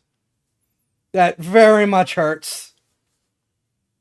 be talking about recoil spring and why we're doing slow-mo and all that. Yeah, pretty much. All right, cool. We can just go ahead and rip the top cover off too if we want. I will go get a tool. Oh, yeah, well. We've never shown taking the top cover off on camera because it's a massive pain. Yeah, it sounded really good on paper though. Yeah. Prototyping. It's fantastic. So originally the way we were doing this is we'd have a little like a pull. What would you call that? Like A key ring. Yeah, a key ring. A little. Just a really thick key ring. Have that something like that. You could just reach in, pull down, and then pull the top cover off. And turns out that just didn't fucking work. Yeah, it turns out to retain, you know, however many 3 or 4 pound dust cover, you need a pretty strong spring. And so we just kind of kept upscaling the spring until it wasn't possible to pull the keyring anymore. So now you need tools to pull it apart. We've got some ideas on how to tweak it, but we're not there yet. Yep. I would recommend a flip out lever that gives you the advantage of leverage in order to do that. From someone who knows nothing about the design of this gun and probably should be ignored. Ripper off there. You put one punch in there to pull it down. You put the second punch to lock it. And now you just muscle the dust cover back. It'll be fine. It's a 50 cal optic. Which he's not coming. That's it. I'm getting me mallet. That's it. I'm getting me mallet. What does You're freedom kidding me. mean to you? We got a Courage the Cowardly Dog reference in an AK-50 video. Oh my gosh. What the heck? That's it. I'm getting me mallet. What does freedom mean to you? All right, you're here on this channel, so I got an idea. But freedom means being in the driver's seat, on the road and in life. But debt hijacks that. When you're buried in credit cards, loans, medical bills, you're not calling the shots anymore. The banks are. That's why folks are turning to PDS Debt. They've helped hundreds of thousands of people get back in control, pay less, and move forward. You can take the wheel and take back your future. They go beyond just numbers and try to figure out your unique financial situation to find a solution for you. And if you're worried, no, there's no minimum credit score required. They're just here to help you save more, pay off your debt faster, and put your money where it truly belongs. Back in your pocket. PDS Debt is A+ rated on the Better Business Bureau, and they have thousands of 5-star reviews on Google. Just think, you could be 30 seconds away from being debt-free. So get your free assessment and find out the best option for you right now at pdsdebt.com/Brandon. That's pdsdebt.com/Brandon. Thank you again to PDS Debt for sponsoring the video. Back to the 50. So with the mallet, we can smack on the carry handle. There you go. It's not on there that tight. It's like just enough that you can't get it by hand. Again, prototype. He says after having hit it with a mallet. Speaking of prototype, I forgot this was all of our extra shit storage back here. Yeah, so this space, you know, you kind of need a certain amount of length on the gun to fit a human being. So this space back here kind of does nothing other than give you length to be able to shoulder the gun. So we put our spare parts in there. Which is very AK. Yeah, very AK. And this time we're missing the Skittles. So that's Oh a yeah, we shame. didn't have the fucking Carnicon Skittles? No. Shit. So next thing for taking it apart is this thing does take more or less a standard AK recoil spring assembly. We have an extra power spring on there as a coupler up here to get the spring long enough for this setup. And while this does work, it's lasted 400 or 500 rounds so far. It doesn't last super long because the math for making springs work on these guns is actually pretty hard. And in reality, it's easier to just try it and see if it works. So that's what we did, and it worked, so we haven't touched it. But here we are, 400 or 500 rounds later, the spring's finally starting to wear out. So what we're gonna do today is we're actually gonna fire it without a spring to figure out how fast this bolt carrier group is coming back from the gas. And then from that speed, we can figure out how strong the spring needs to be and make new springs. I don't know if you know this, but this gun wasn't designed to be fired without a recoil spring. And we're basically just measuring carrier velocity to see how strong our spring needs to be. But in order to do that, we can't have any resistance on it. So we're just gonna fucking send it, and this thing is just gonna beat the back of the gun at Mach fuck. But I'm pretty sure she can take it. I think it'll be fine, especially for maybe 2 or 3 rounds should hopefully be enough. Yeah. That's what these guys are for. So on this system, we actually have a buffer spring here where when the bolt carrier hits the back. I don't like how nervously he said maybe. This is terrifying because 50 BMG is basically the largest bullet you're going to get behind cannon amount of powder. So it's not a cannon because the bullet itself is too small, but the powder moving it is cannon. It smacks this big old spring that helps absorb extra energy. And that's part of why it shoots so soft. We don't want to destroy the spring. So we have these little solid plastic buffers that just drop in there. So we can maybe crush that with recoil or whatever, and it'll keep the bolt carrier from hopping out the back of the gun without destroying our spring. Oh yeah, actually. I don't know firearms mechanics, but that makes me nervous. Now, crush material as a means of stopping impact makes perfect sense. That's how cars work. Having said that, you generally need to have the whole thing be designed around a crush material. So if you're designed around a spring, I might not be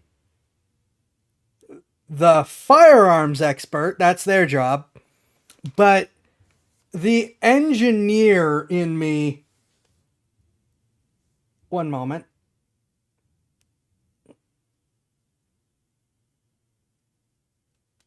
There is a lot of noise coming from outside that is making me a bit nervous.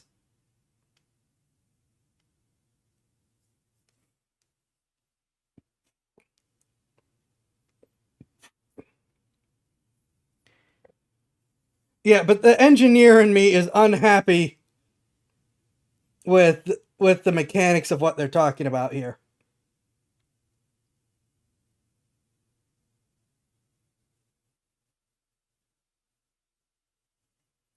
I'm just checking my camera because there's some noise going on outside. And I don't know what it is, but it's making me nervous.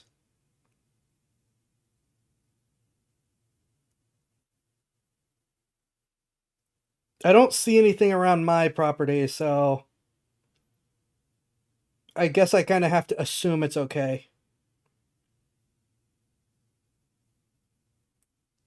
All right, back to the video. Actually, I have to pull this piece out so we don't lose it. I can show you that spring we were talking about. So this is the dust cover lock here. I'm gonna try and not shoot it in my face. There we go. That's pretty strong. We have this big old spring. That's what we're fighting to take the gun apart.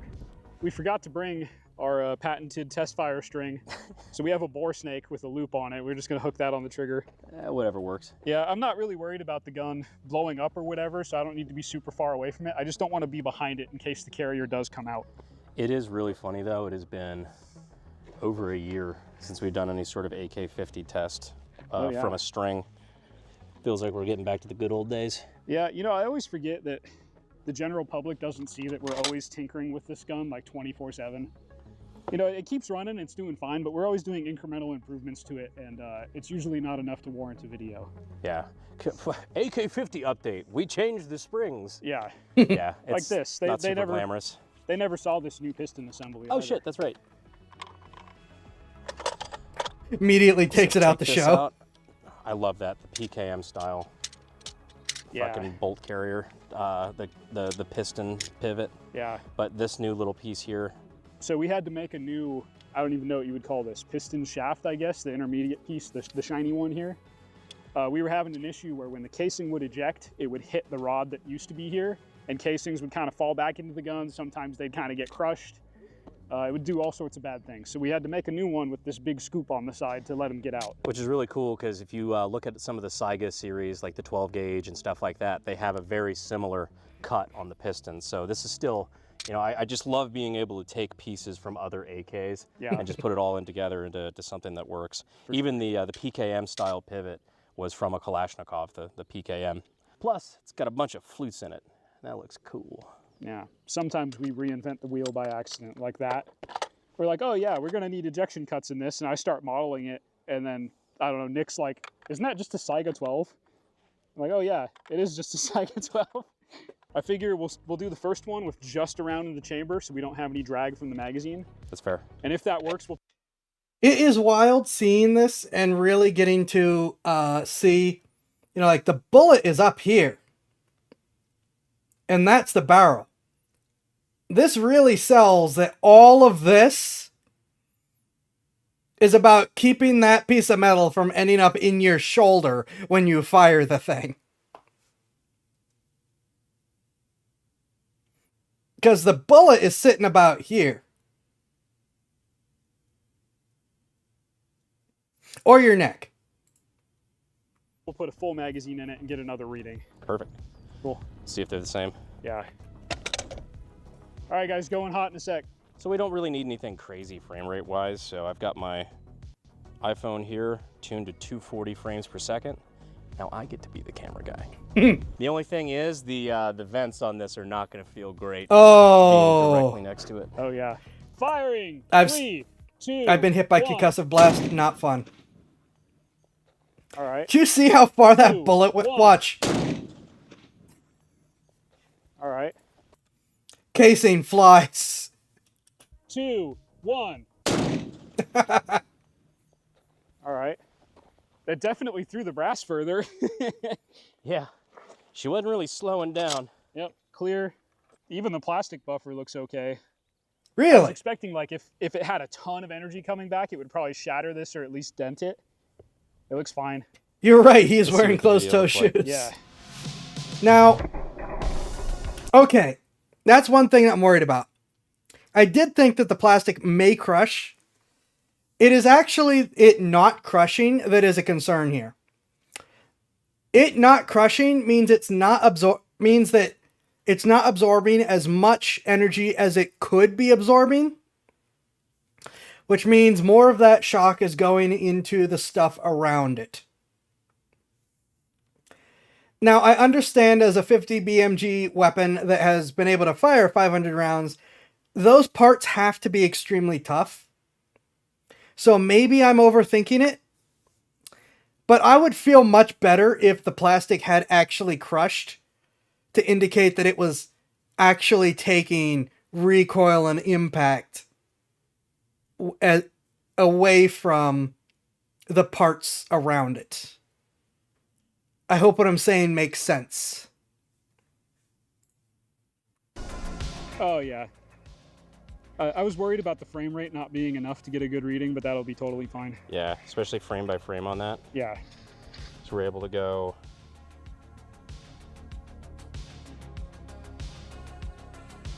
Yeah, oh yeah, we got plenty of Yeah, frames on that'll that. work. Cool. Perfect. Okay, so What's I up, buddy? figure I got it working, but I can't see chat. Oh, okay. So you are streaming. Yes. So no gamer words. Okay. Aw. Oh man. This place is a prison on planet bullshit. as we're out here playing with the fitty. Yeah. We can do another one without the magazine just for a control. Make sure it's about the same. And then we can do 2 with the magazine. And I think that'll be fine. It's pretty much all the data we need. Yeah, it's hopefully pretty consistent with the same ammo. And when you rip the 5 rounds off at the beginning of the video, they all went more or less the same. Yeah, it was remarkably consistent, that ejection pattern. So if you haven't noticed by now, where we had the SpongeBob tape on the AK-50 V2, here we got this little strip right here. One of the drive tanks guys asked earlier, is like, oh, is that to cover the serial number? I'm like, well, no. If regardless of what the serial number says, if somebody else has an AK-50, that's already a bit of a problem. But no, what we're actually using it for here is for measurement, for in the slow-mo to be able to have a more concrete unit of measurement for distance traveled per frame.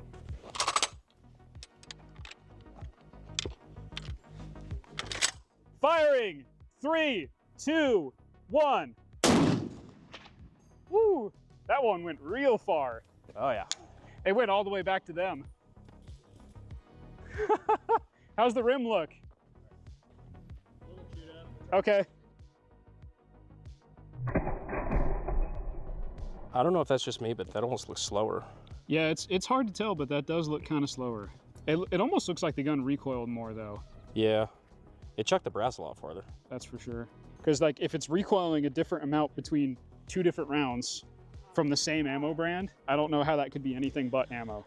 Do we want to do a third one just so we have a range, like a consistent range? Yeah, for sure. All right. Oops. Firing! 3, 2, 1.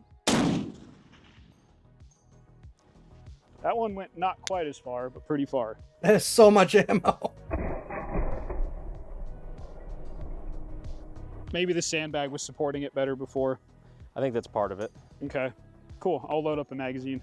So now we're going to be loading up a full magazine. The first 3 we're just inserting around in the chamber, so that way it's not going to have any sort of drag from the mag. But what's also helpful to know is how it's going to behave when it has a loaded magazine, because that top round is keeping tension on the bolt and carrier, which will affect the speed of the carrier returning, or at least in theory. It might not do it in any meaningful way, but there's only one way to find out. We're about to do it. Okay, so we started with a magazine full of PMC. Brandon ripped 5 rounds in semi-auto normally. We've been test firing with PMC. I only have 2 rounds of PMC left, so the first 2 we are firing are PMC for consistency, and after that we have MagTech. We mentioned earlier that firing without the spring is a good way to figure out how much energy the carrier is getting from the gas and all that to figure out our new spring. It is technically possible to figure out what our current spring rate is with the ones we had in it and like reverse engineer back through the math to get our energy to then reverse engineer back to the new spring. We tried it. We got inconsistent results because we're not real engineers, and it's not really a good number because those springs are old and kind of worn out. So it's better to just start. Yeah, I was going to mention the worn out Plus, parts like, thing. I've never liked the idea of doing something on paper that we could just do in reality. Yeah. It's like there's what theoretically will work, and then there's what we fucking know will work because we did it, you know? It takes any guesswork out, especially it takes human error out of the math and all that too. Yeah, especially when there's no good reason. Like certain things you have to do on the computer first and like kind of walk it in, but like we have the fucking gun. Yeah, certain things like whether or not it's going to explode. That's good to do in the camera. That's pretty good to know. Yeah. And he makes a good point about the practical applications, and I'm inclined to agree on that part, that I have been through so many different things where, well, on paper it says one thing, but in practice it is very, very different. And in fact, just in the past couple months, I have been fighting with a group that doesn't want to run tests because, well, we did all the math and it all says it'll be fine. They deployed to the field and it instantly didn't work.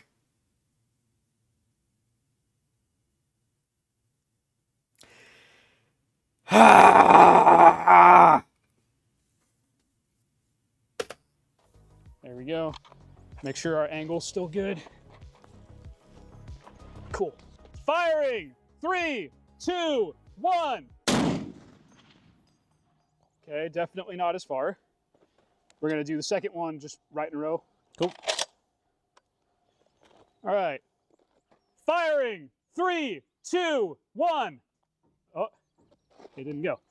3, 2, 1. All right. Getting blue balled by the 50 on that one. Yeah. Turns out using a really stretchy bore snake is not a good idea for a trigger spring. All right, gun's clear. Go. Yes, I work on Doomsday Tech. What of it?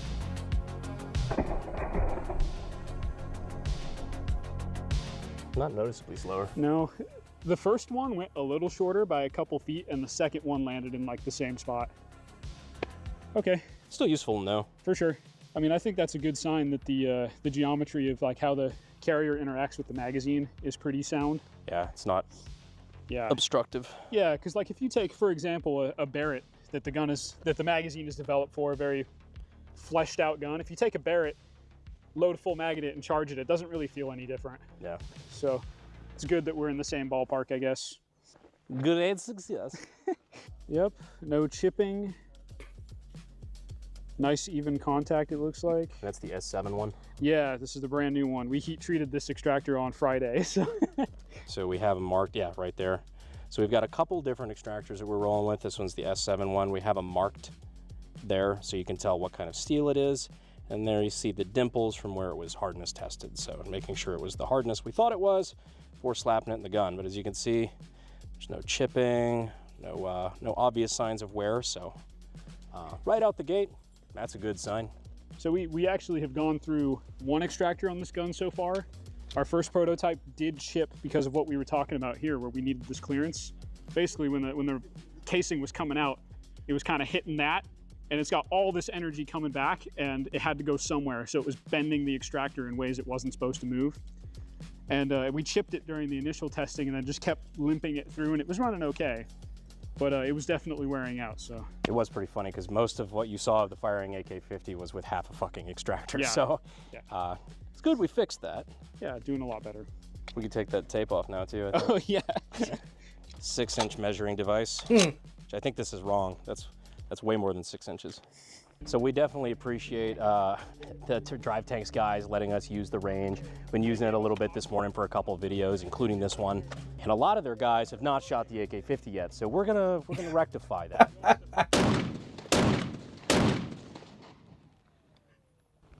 That's pretty fucking cool. Dude, one of them brass casings hit me in my nut. You get that on them bigger jobs. You didn't even move. Great cameraman. Dude, that's pretty fucking I know, wicked. I said That's smoother than the Barrett. It doesn't recoil bad at all. No, that's really nice. Oh, you're so right. That's way smoother than the Barrett. That double tap was gnarly. Yeah, that was wild. I can see what you're talking about with that smooth recoil, dude. I love the shock. It's horrifying, but I love it.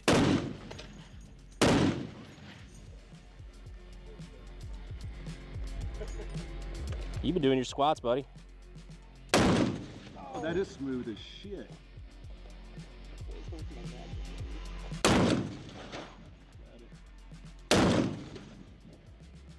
What you think? Fucking dope. That is smooth, like he was saying, way smoother than the Barrett. For the record, I didn't mean for this to turn into an impromptu shit on Barrett thing, but we love Barrett. They're very nice. Well, I hope you enjoyed all of that. Barrett is built under a military contract to slap something together. Actually, no, I can't make his sound better. It's just something he built. He started in his garage and finished in this. There's no way to make his sound better than the Barrett in terms of the actual process of making it. But I do think it's really funny that he said, I want to build an AK, but make it 50 cal. And it has ended up so much better than the Barrett. I do think that's pretty funny. Beautiful AK-50 porn. It's a really good date out of that range day. Plus, it's always a good time to break the 50 out and let people shoot it. Definitely a crowd pleaser. And you know, as much as I talk about firearm history, it's really neat to be able to say that in one small part, we contributed a little bit to that. Makes me feel all tingly inside. Either that or it's the Rhabdo. it's certainly one of those two things. So in summary, AK-50 is not going anywhere. In fact, it is now functioning better than ever with a couple of improvements that we'll be making soon to, again, just get this to the best. Yeah, the best AK version variant of what is it made can in the United possibly be. States. Then we'll stick a fucking drum on it. Anyhow, it's been my pleasure to continuously, again, walk you through the AK-50 project. I know a lot of you guys have been here since the very beginning. And it's just really cool to be able to experience this along with you. A lot of cool videos coming up, including a very special announcement very soon. It's going to make a lot of you guys very happy. And a lot of other people very unhappy. So stick around for that. Is he running for Congress again? And I will see you in the next video. Thanks. Fuel is my obsession to make the perfect weapon, like Rasputin's rise to the top.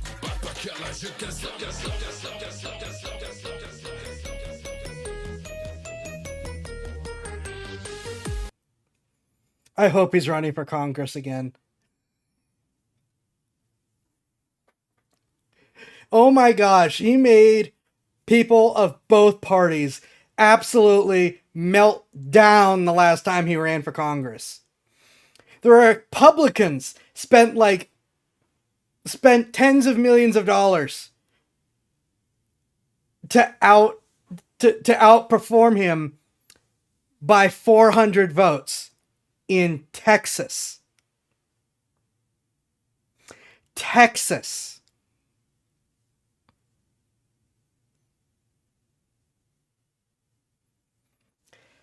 Oh my gosh, the amount of establishment politicians on both sides of the aisle that would flip out if he was running again. Oh my god, I hope he's running again. I really hope he's running again. I can't vote for him because I'm not in Texas, but I would love for him to run again.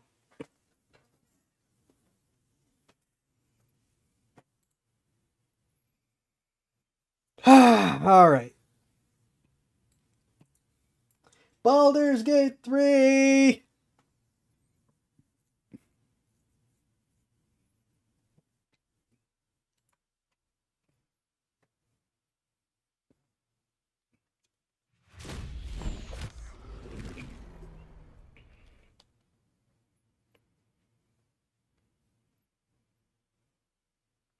Oh, wait a minute.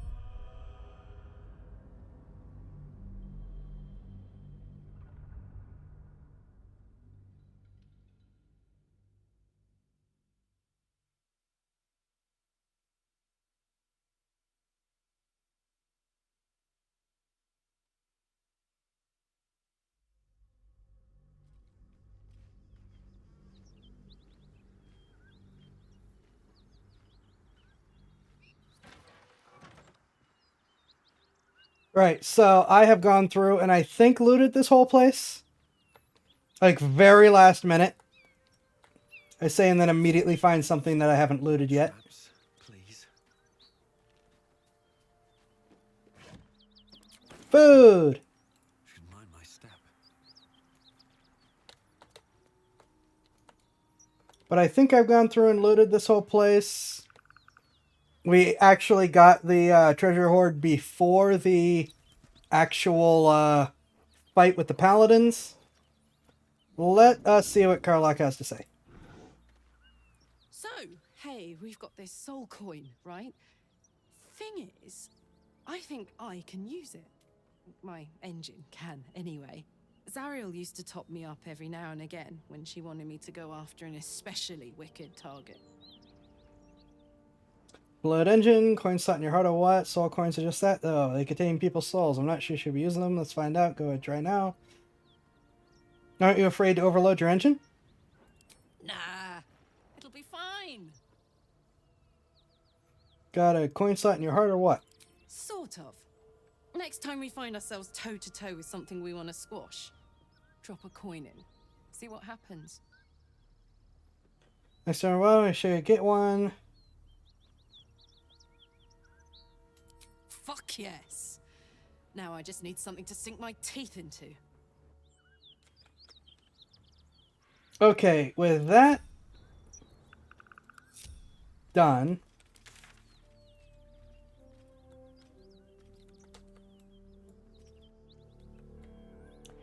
the question is, what are we doing? There's still technically Blighted Village stuff to do. We could go chase the gnolls around. We could go down here, where we need to investigate Kaga stuff, or Auntie Ethel stuff. There's the actual goblins. There's where the Githyanki supposedly are. So the question is... Also, I actually think I might have missed one or two... yeah, I think I missed a couple things over here. I'm obviously trying to be pretty thorough with everything we do. I'm kind of tempted to bounce back, do the things we missed over here.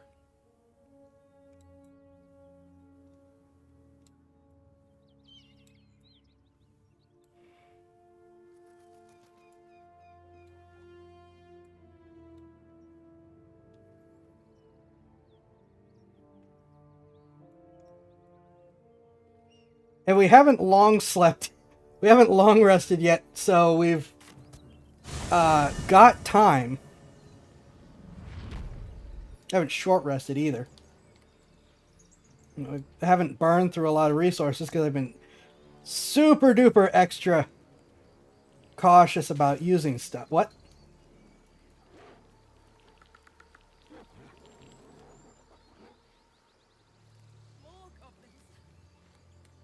Okay.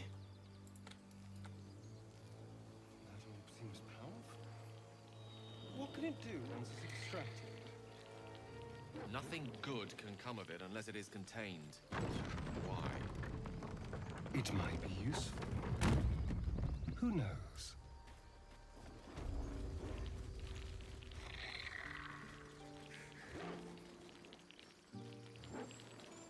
Even by D&D standards, we've got to look like a pretty terrifying group of people.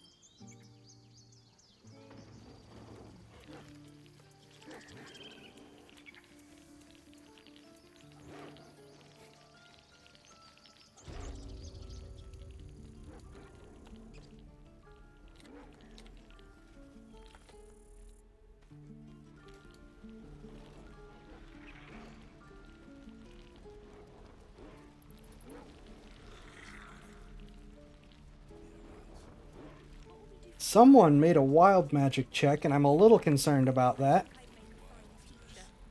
Or a baker.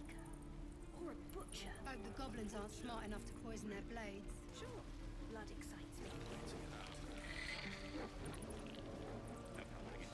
We're exposed now. I would like to talk to the rat, please.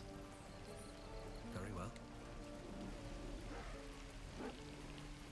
Stay back, or else. What's wrong? Nothing's wrong. Just get back. Ow! Oh, my tooth. Let me take a It's look. the front one. I chipped it on the evil thing. What evil thing? In the box. Follow me, I'll show you. You will run up into there. Now we've got a couple choices.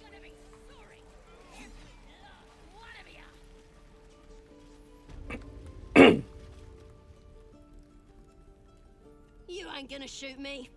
Your hands are shaking. Put it down. She can't fight back. That's the point. Get out of the way. She didn't kill your brother, Arca. You're better than this. Shoot before you lose your nerve, Tieflin. If you ever had it to begin with. Shut up. Those words could be your last. Step between the crossbow and the goblin. Do nothing.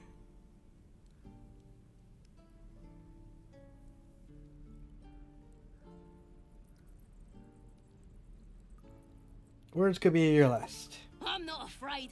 Chosen by the Absolute I am. I'm blessed. Oh, I'll bless you, all right. Move in front of Tiefling's crossbow. Watch what happens.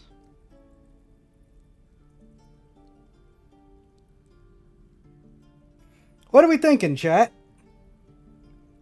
Because I know the results. Of course, you guys probably also know the results, but still.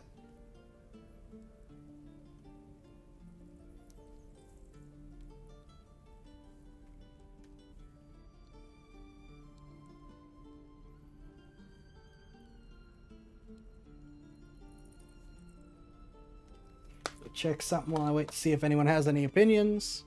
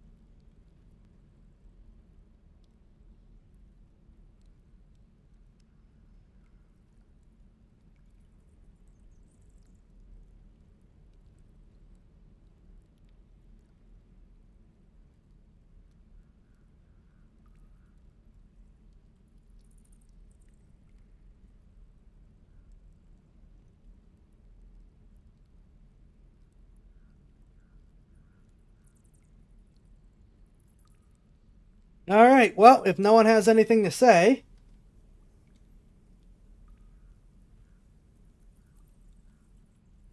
Here it comes, you little beast.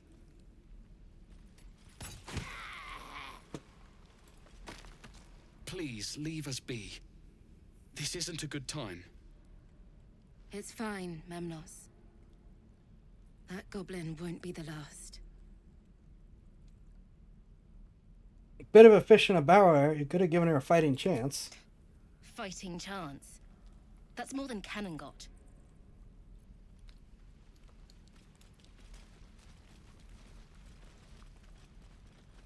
Evidence chance, there is none. Bit of chest, there is none.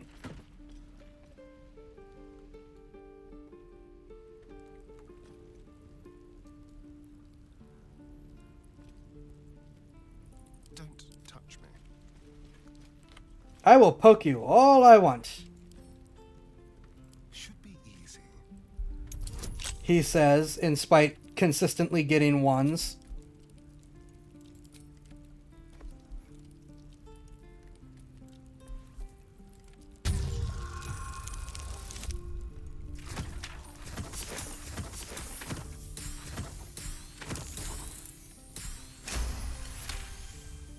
I say and then get that.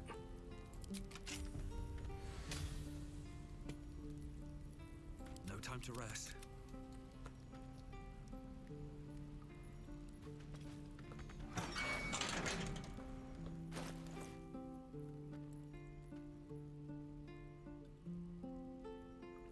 Why is... Ah.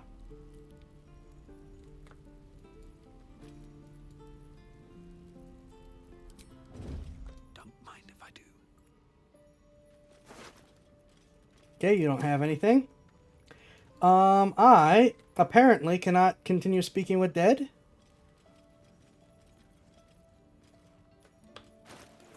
Unless...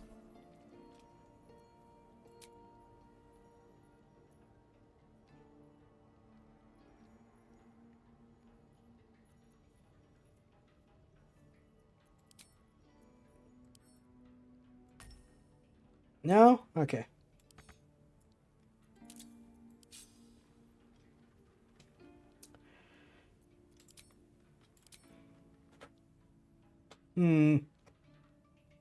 I guess I probably have to pass it off to someone else for the rest of this day.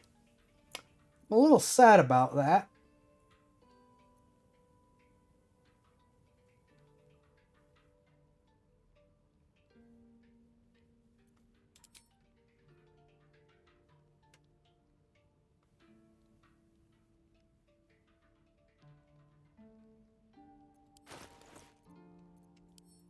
I guess probably. Wait, no. Does Gale have a necklace?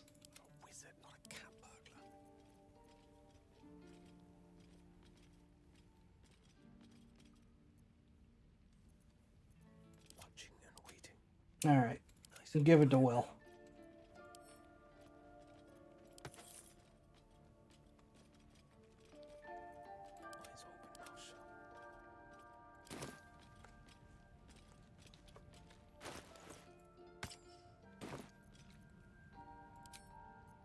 Oh, does the necklace only work once per day?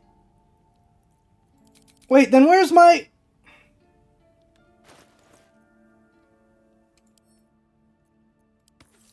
Then where's my Speak with Dead? Maybe I should stay crouched forever. Why don't I have Speak with Dead? Maybe I should stay crouched forever. I just realized you said that.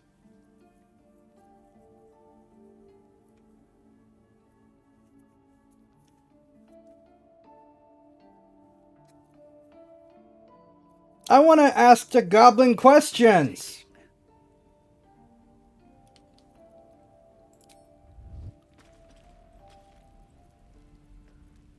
Whatever comes, I'm ready.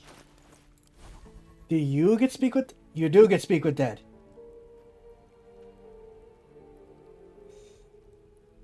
Well, it's a ritual, so it won't cost me a precious spell slot.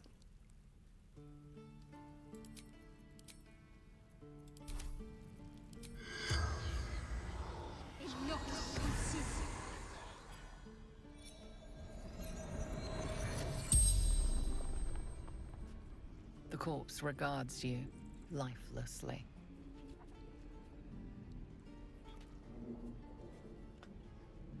Okie dokie, we only have 5 questions. We have at least 6 answers, or 6 options. Who or what is the absolute? Everything. All of us. It's like watching Honor Among Thieves all over again. Valuable loot, where do they hide it? Ragslin. Waterfall. Bridge.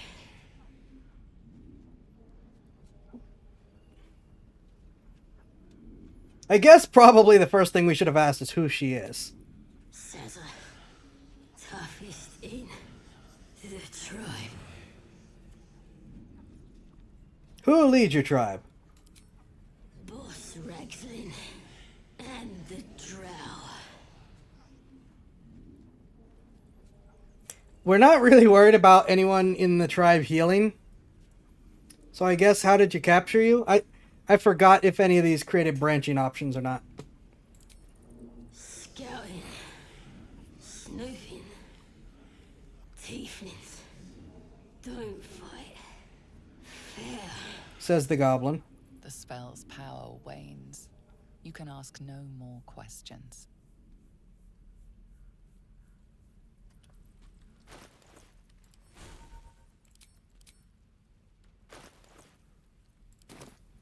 What to do? Can't give up now.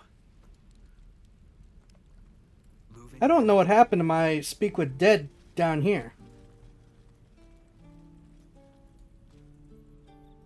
Oh, this is going to be a pain.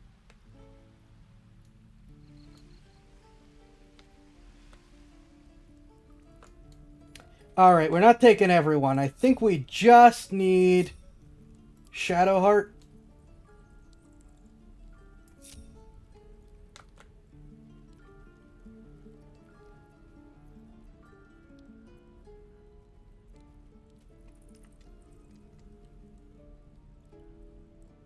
Yeah, we'll take a Starring just in case.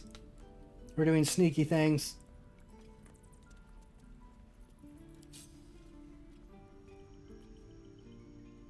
Hey, what happened to my flight?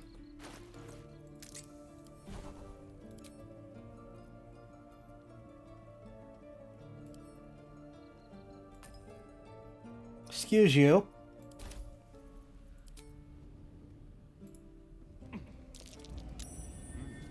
What's that?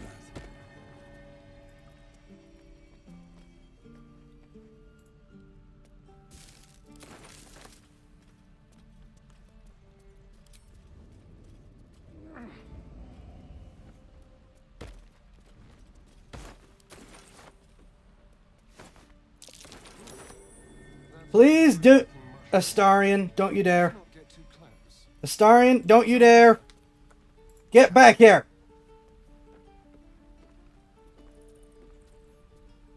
You know what?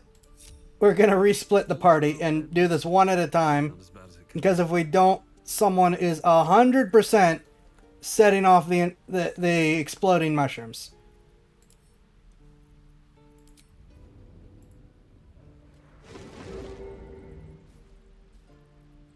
One of which is hiding under the barrel.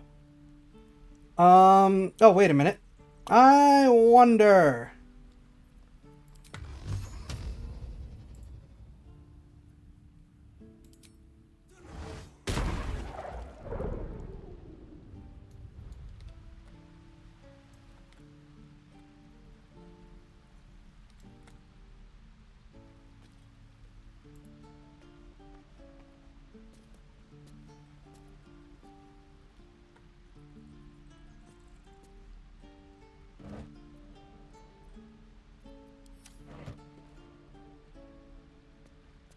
I am shocked I didn't set that off.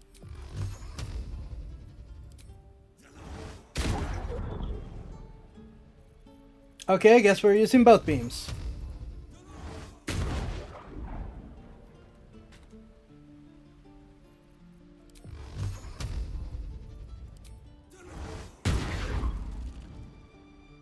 Okay, problem solved.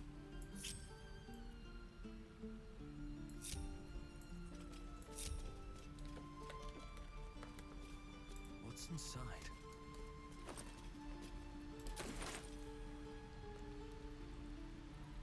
These boots have seen everything.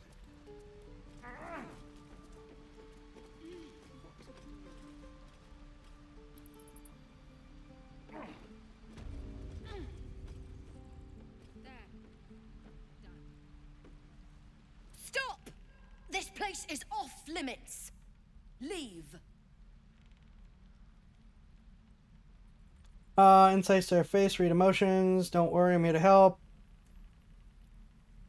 I have detect thoughts up, right? Don't I?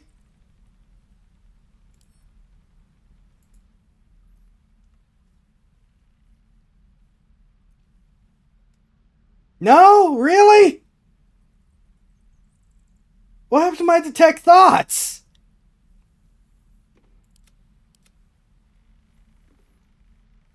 Are you kidding me? What happened to all the spells I had going? Ah.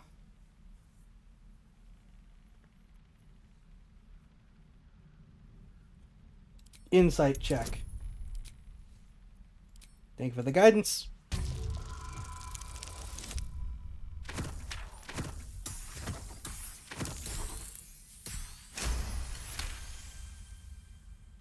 You note her grimace of pain. Something is wrong with her legs. Damn it! Don't look at me like that. You can stay. Just keep your hands to yourself, all right? Need a hand up? I'd just fall back down. Legs are as steady as a foal's. Bloody potion.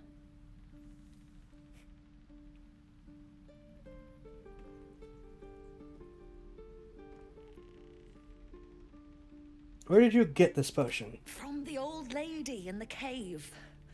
The one with the lotions and potions. To her credit, it worked. I'm as strong as a bugbear. And fearless. Of course she also warned of side effects. Should have listened. Now I'm stuck guarding crates.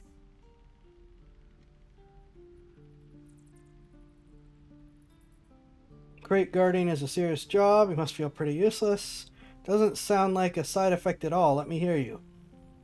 You'll be dead in seconds if the goblins come. I can heal you for a price.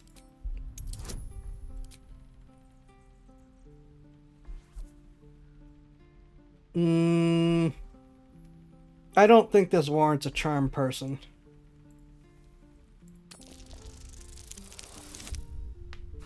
Nope, it didn't warrant a charmed person.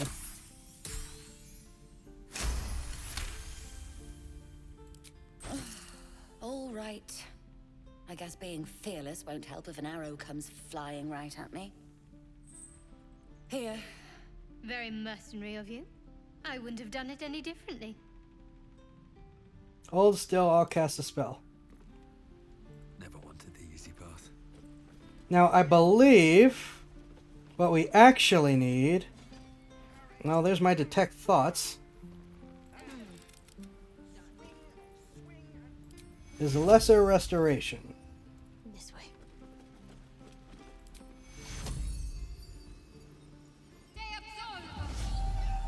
My foot. It moved. Oh, thank you. Thank you so much. No one back home will ever believe this. Detect thoughts, please. Ha! Look, between us, you're not supposed to be here. But I'll turn a blind eye. Just don't touch anything, all right?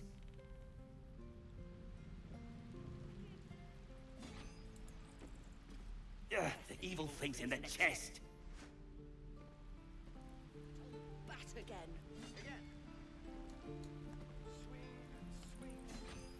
Alright, so...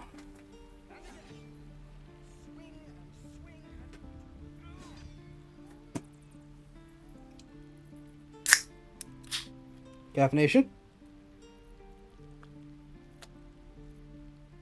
I... Gonna quickly save.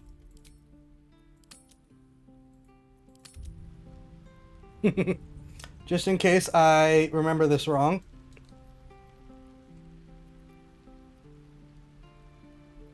Oh! That is probably the problem. That is definitely the problem. I need to remember that. That is important. Knowles, I'm ready.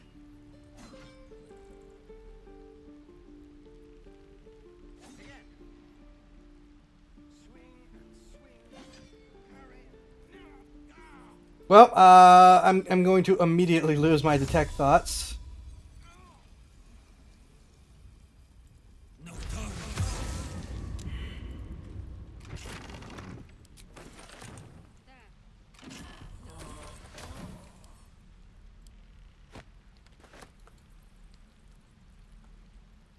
Can't slow down.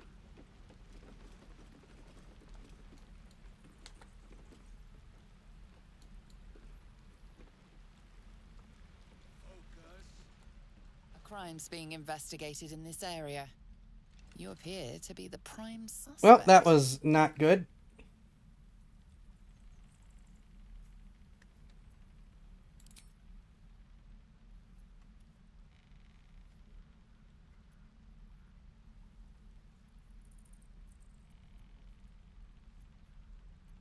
Oh, my persuasion is the highest.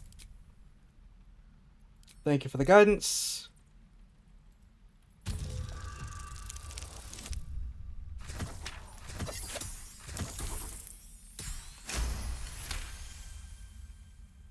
You may have talked your way out of this one, but there will be no repeat performance. I don't get why darkness automatically triggers being,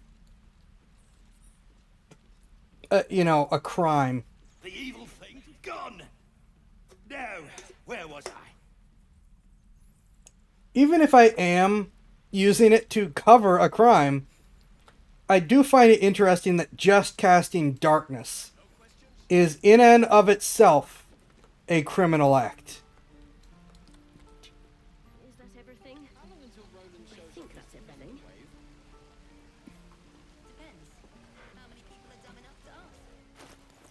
Okay, so we got 2 vials of simple toxin, an onyx ring, drow poison, a bottle, and a treatise on soul coins, as well as some scavenged junk.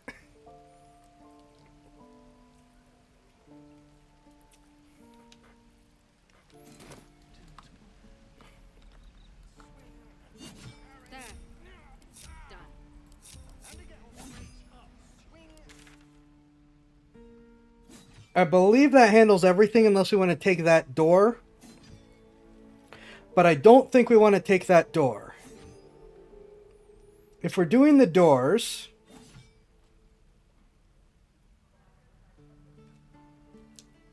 I think we want to go through this door.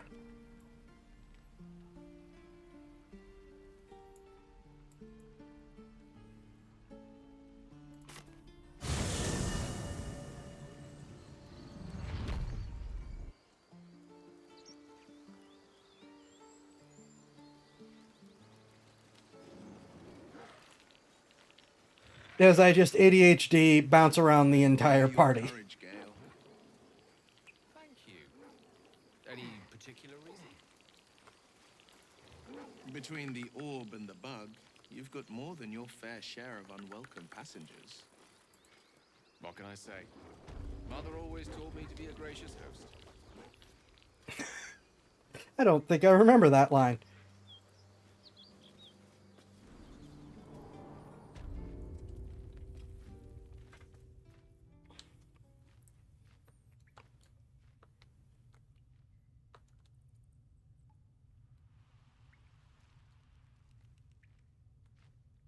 I don't know. Oh, right. These things attack me.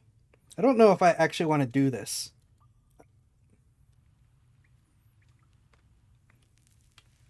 At least not right now.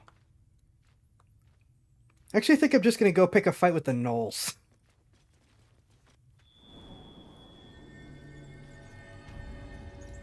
I have such terrible luck with those statues. I just kind of don't feel like doing it.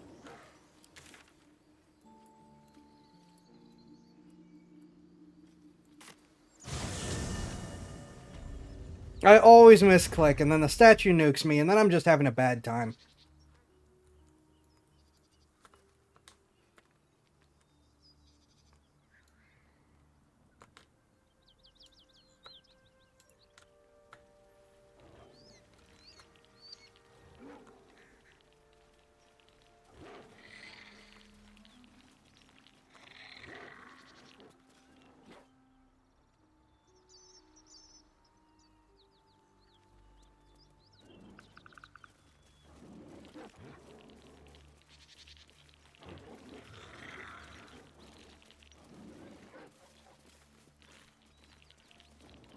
More for me.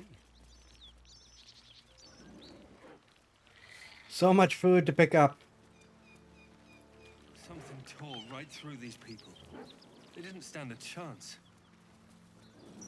The creature's eyes roll back in its head, equal parts bliss and agony. She'd eaten, feasted, and yet, looking into her eyes, you can see it wasn't enough. She's still hungry. Come, see, my flesh becomes new flesh. I forgot to bring Detect Thoughts back online, because I'm stupid. You hear what comes next before you see it. The sharp snapping of bones, and a yelp of pain as her body starts to twist and undulate. You watch with cold realization. This isn't the end of one life, but the start of another. Gnolls, vicious, monstrous humanoids, can spawn from the corpses of dying hyenas.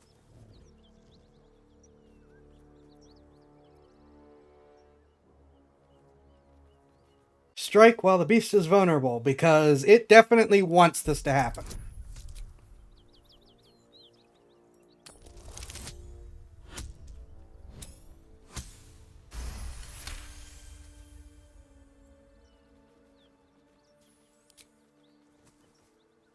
You land a swift strike against her skull. She yelps, then goes still. As the life fades from her eyes, the gnoll within her dies too, stillborn.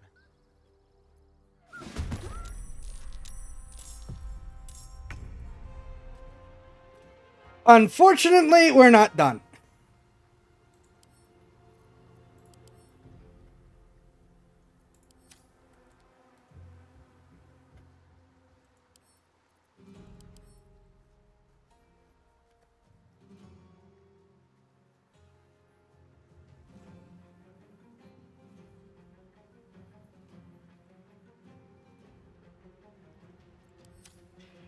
Um. Okay, yes, the whole party is already engaged. Oh my gosh, what is that terrible initiative roll?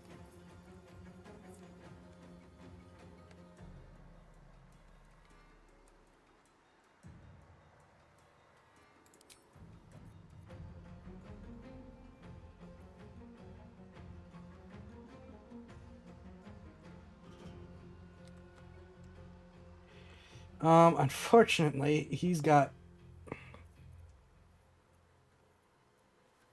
some atrocious luck when it comes to... On my way.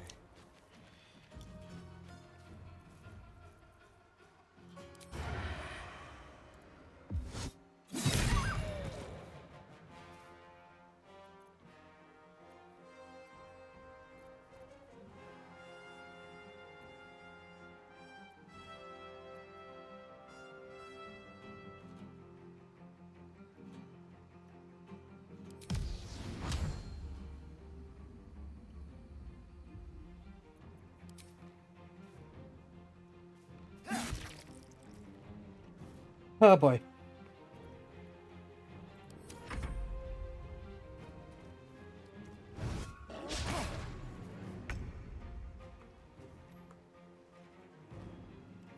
Right, we need to take out the ones on the ground before they become gnolls.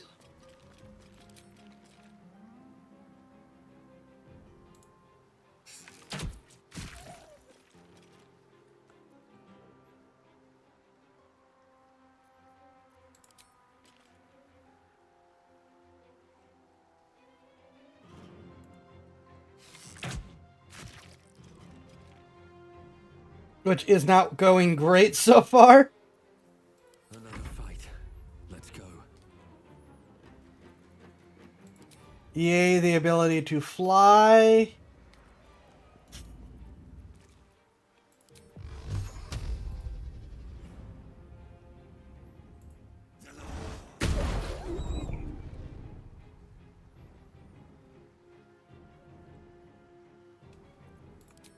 Also, yay, offhand. Darn it! Ah!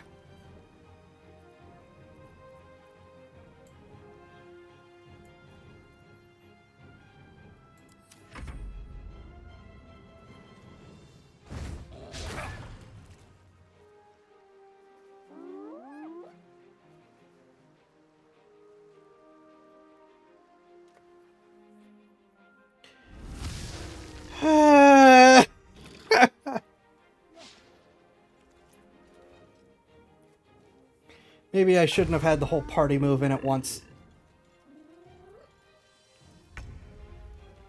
Alright, Skeleton Archer.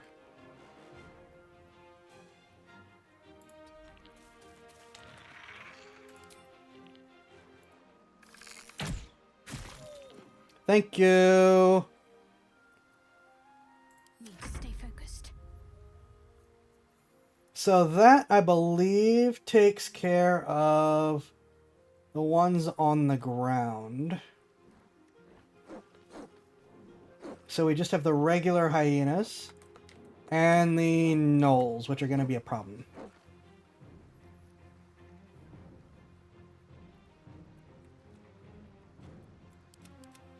Death is but a word away.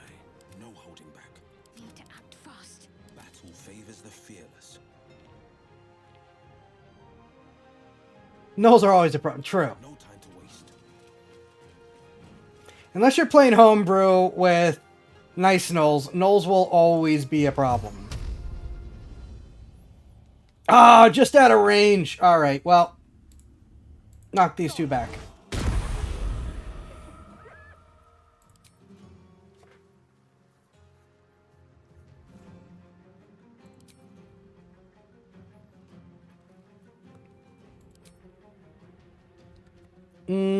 Strength, dexterity, constitution, intelligence, wisdom, charisma.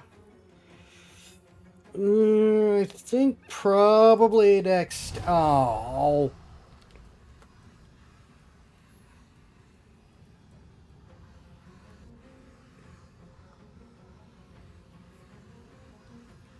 And I should have just hit one of the hyenas when I was thinking about it first. Maybe kill one of them.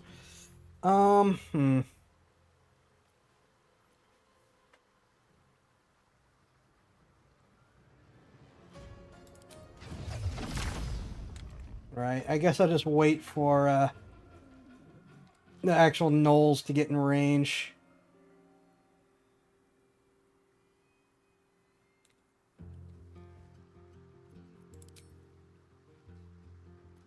Ready.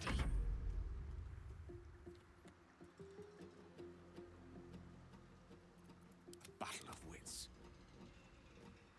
Now, for some definition of wits. With ease.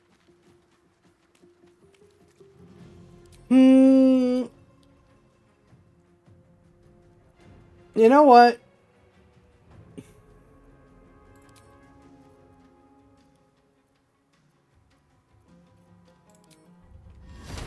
I think it's actually worth...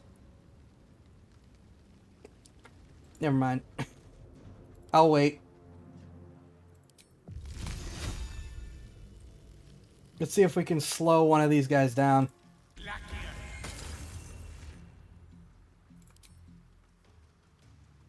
My faith will protect me. Well, much like the 40k people, that sounds an awful lot like she said face instead of faith. And how many gnolls there are, if I remember correctly, plus the fact that I'm sure there will be even more that will join the fight with my mods, which I just remembered are live.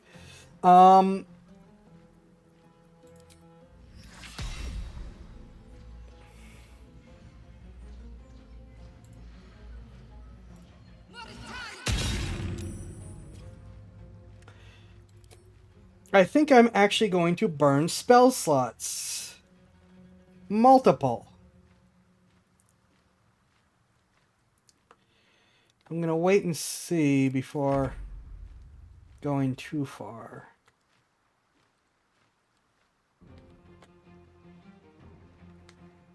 Bird is going to die very quickly, so it's going to move up.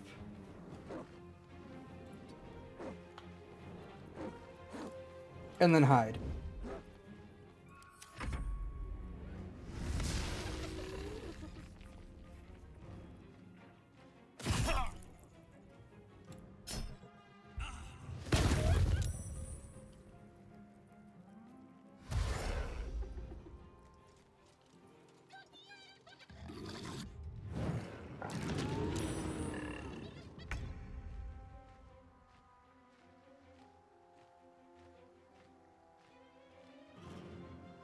No, you're supposed to be a thrower, but can you...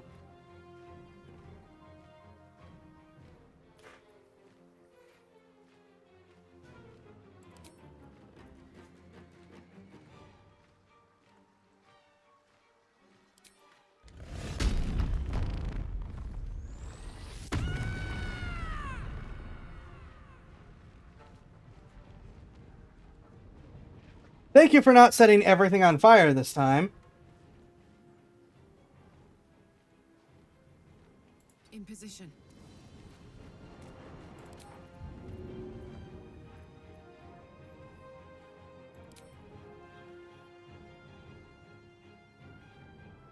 One, two. Okay, that kills one.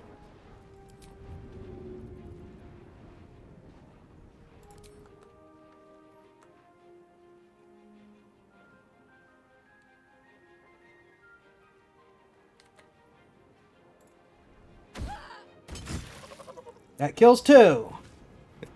Because Karlach is broken no matter what class you put her in.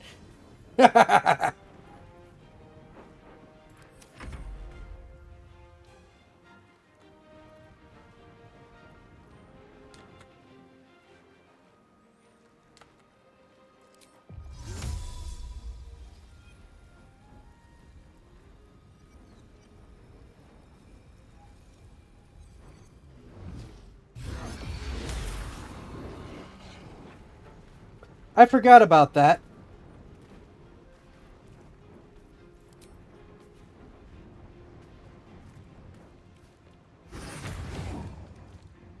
How could you miss? He was right there.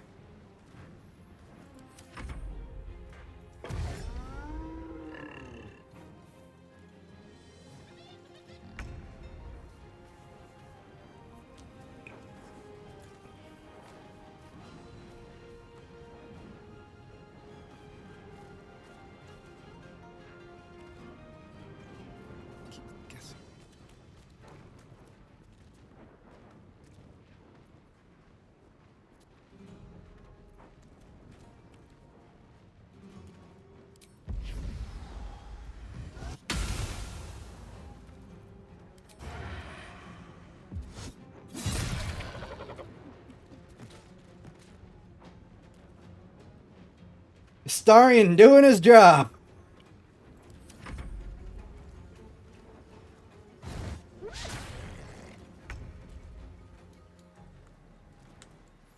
Well, I guess thank you for making this easy.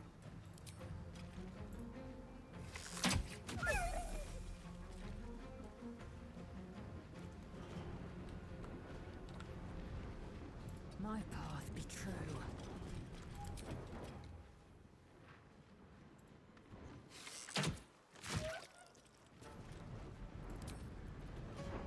Nothing will stand in my way. No rest assuming any bed. Have a good night, Blue Kitty. Rest well.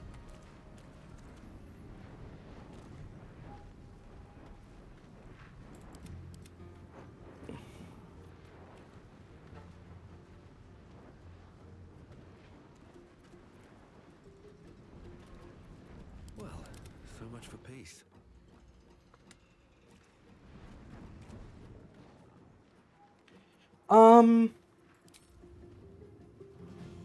Oh, I 100% have enough space up there. It's just not a spot you expect people to go. Alright.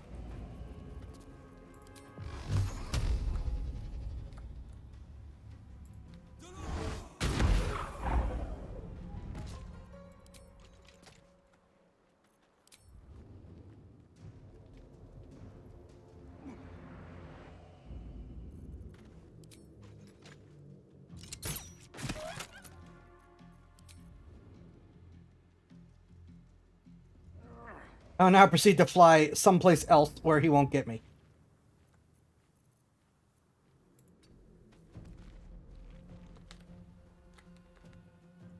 What is up here?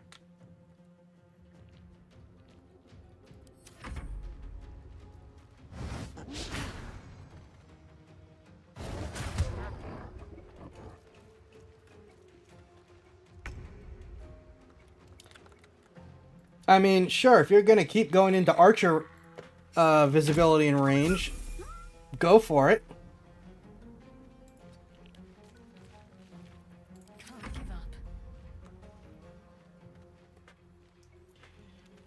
I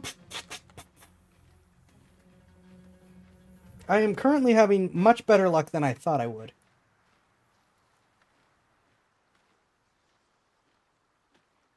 On my way.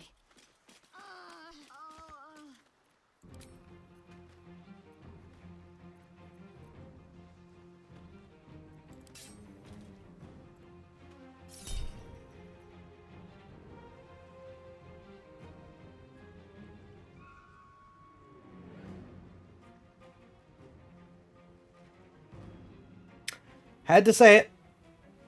I had to say it. She's already used a luck point today.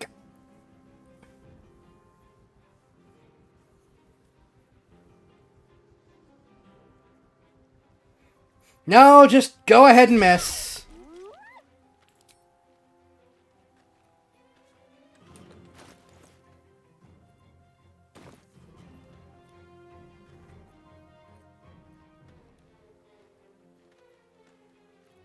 Battle favors the fearless.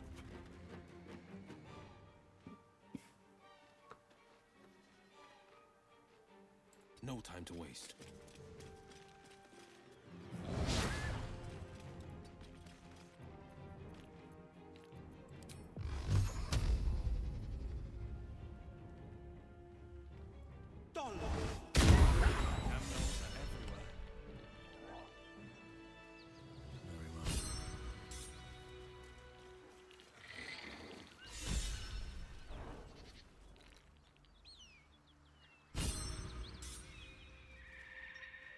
Everyone leveled up, and now it's like, okay, are we going to spend the next half hour leveling, or are we going to go find the rest of the gnolls?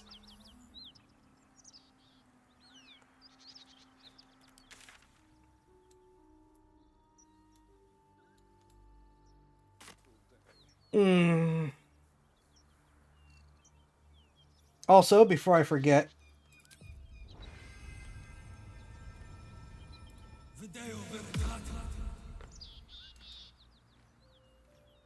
let's see what we got for level toys.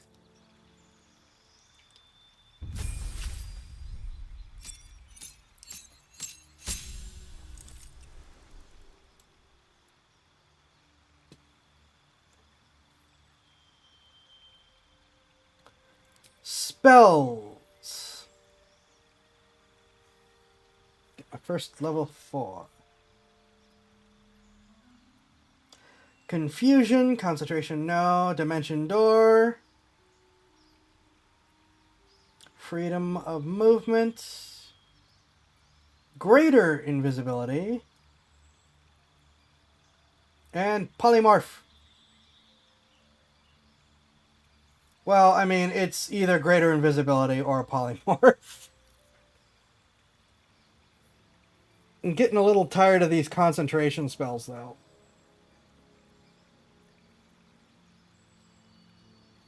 I'm gonna go with polymorph. I'll turn people into sheep. Oh, actually, that's right. It only does sheep, of course. The Sheepinator! Forget polymorph, we have the Sheepinator! Wonder how many people would get that reference.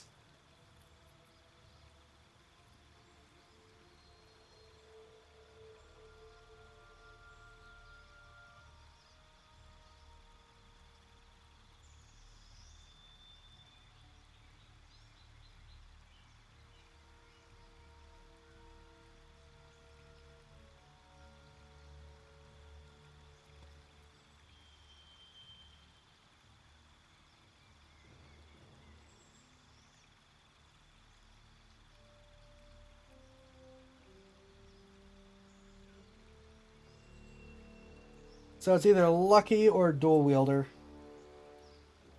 Enhanced, well, dual wielding options.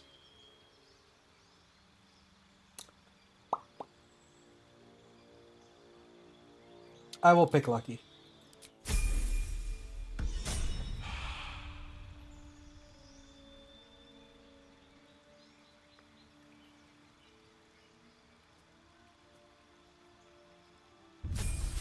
Thank you. Starion, who just as a rogue gets nothing. Wait, no, he does get something.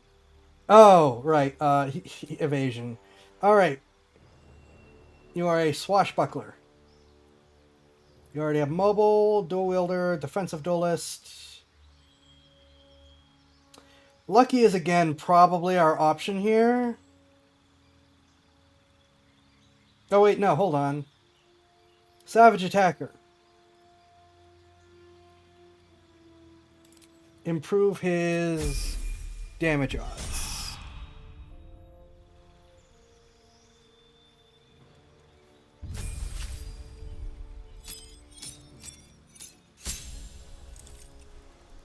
Okay, Guardian of Faith. Call forth Guardian that attacks nearby enemies. This damage, Guardian loses an equal amount of hit points. Are you concentration? Freedom of movement. Banishment. Guardian of Faith, duh.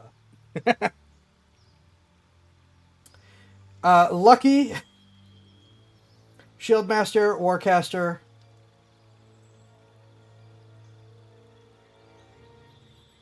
Wisdom is already 20.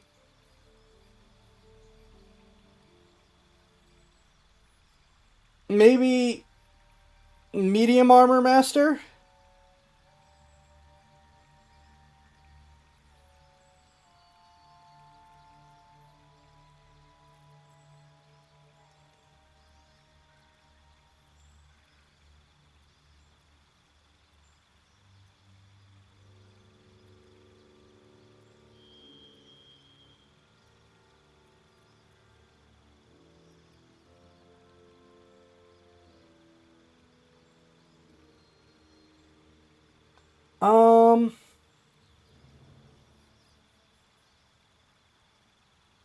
Yeah, let's go with medium armor master.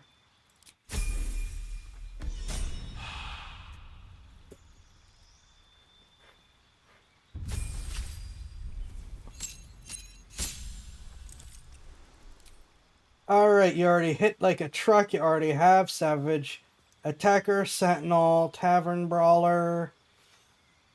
I mean, great Weapon Master?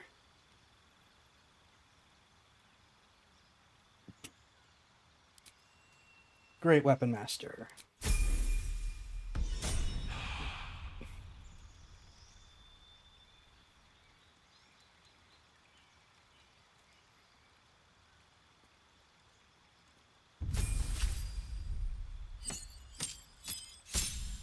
Lae'zel, who got another Arcane Arrow, Magic Arrow, Magic Arrow. All of your ranged attacks are considered magical. Thank you. Curving Shot. You miss with a magical ranged attack is a bonus action to attack the next closest target with the same attack. You get a new Arcane Shot. Banishing Arrow. Beguiling Arrow. Enfeebling Arrow. Shadow Arrow. Or Piercing Arrow. I'm going to go with Piercing. We don't get a lot of in-a-line shots, but given the limited number of arcane shots she has, Piercing is definitely going to benefit her. Sentinel, Sharpshooter, Polearm Master, I forget. Does the version here... No.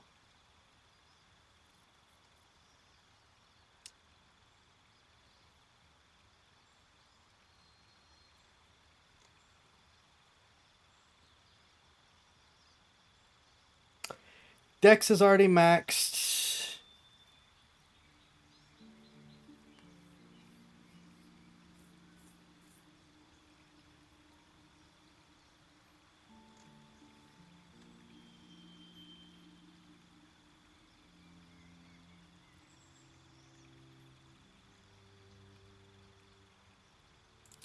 I mean...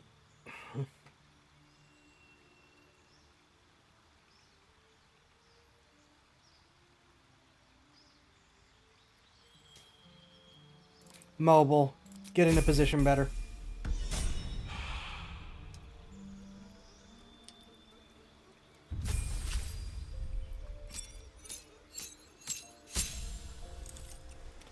Alright, Will. Spells. Spells. Banishment. Blight. Dimension Door. Dominate Beast. Greater Invisibility. Phantasmal Killer. Staggering Smite. I mean, Dominate Beast. Just... Well, I'm trying to remember how many beasts we have to actually fight. I was thinking Dominate Monster for a second.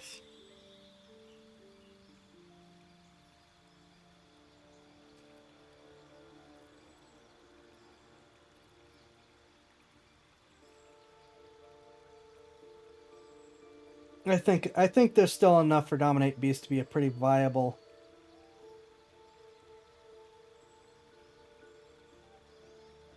Oh no, we're doing Phantasmal Killer. What am I talking about? Alright, what do you have? Options to Book of Ancient Secrets.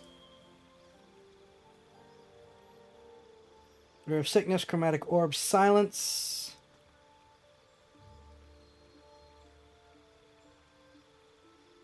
Don't want to have anything that uses a Warlock spell slot. That is a big thing with Warlocks.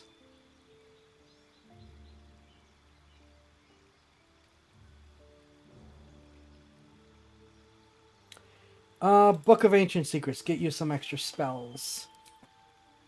Beat.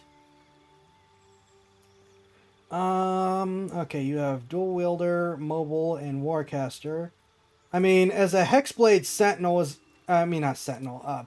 Savage Attacker. Just to increase the odds of properly getting some good damage in is kind of an auto take.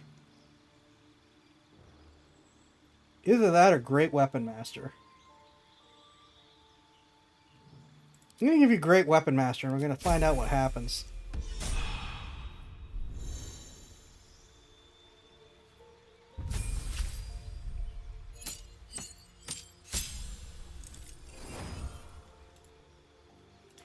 Wizards, of course, get 2 spells, unlike everyone else when they level up.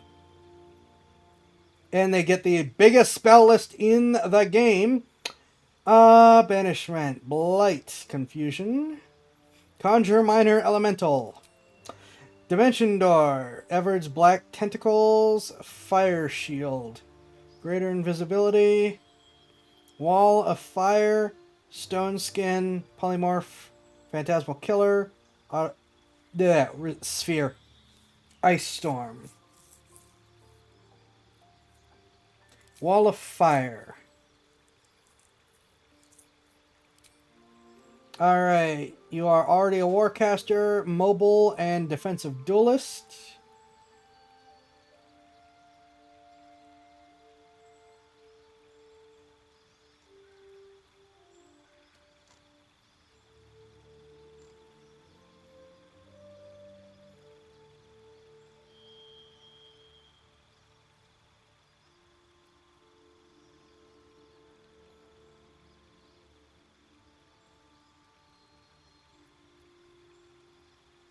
Alert.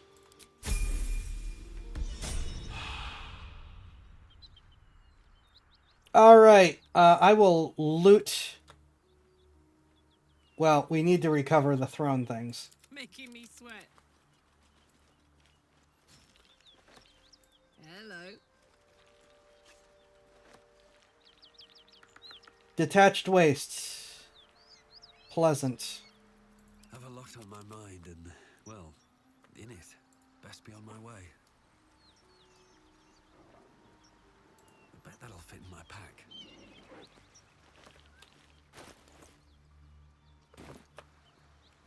Just looking to see if there's anything that looks like it's worth swiping now.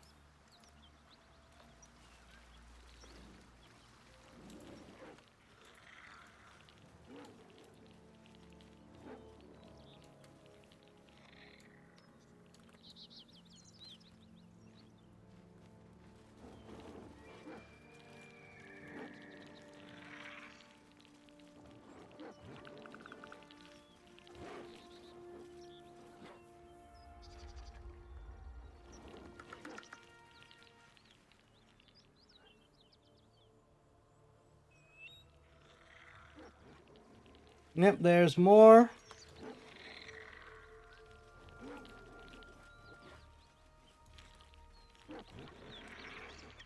Well, there's more somewhere.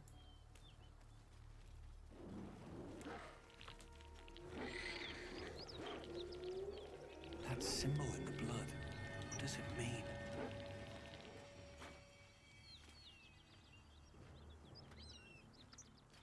There's more. There's the rest of them.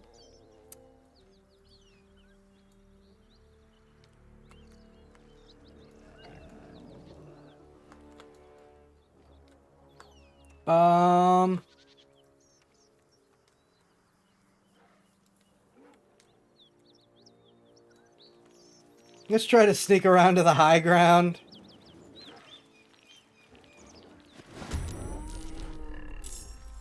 They spotted me very quickly. There's blood in the air. No, wait, what are you doing? Why? What?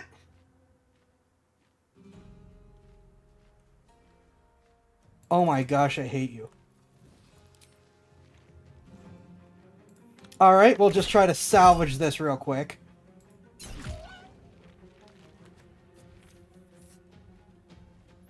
But why'd he take me with me?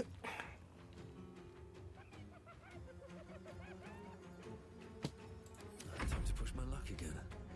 You don't say. Fine.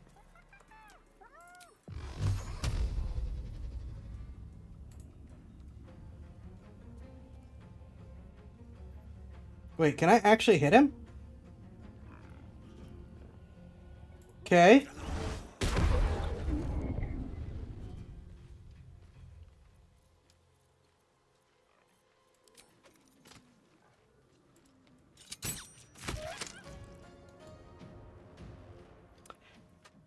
So much for the high ground. Victory is assured. You say that. I guess we're just going to come out here.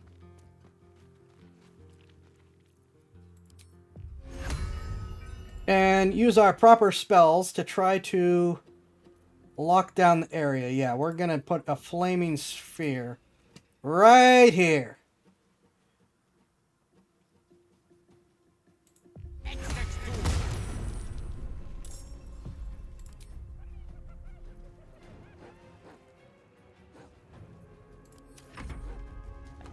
No, stay there. Shock of psychic pain, the pack leader's mind clamps onto yours.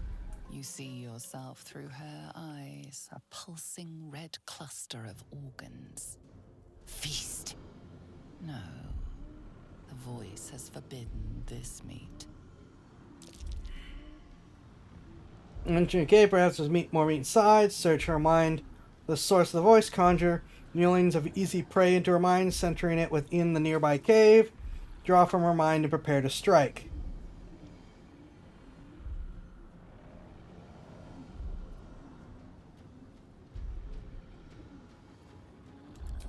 A memory. The beast daubs the symbol of the absolute on a cave wall in blood. Buried deep, a tadpole struggles to assert control against the ravenous chaos of her mind. The mark glows, but you feel nothing in response. Your illithid power is beyond reach until you rest. Tadpole, how did it come to be there? Explore memories, seeking...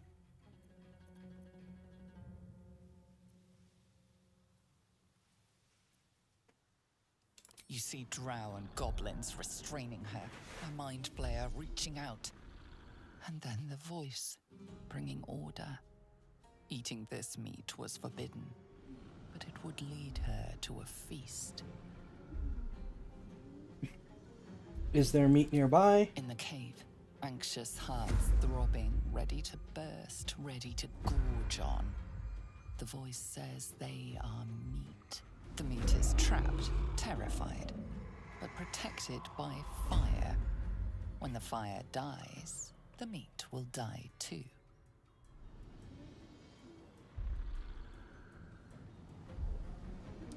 Bard. The knoll considers you for a moment, rage still festering underneath her curiosity.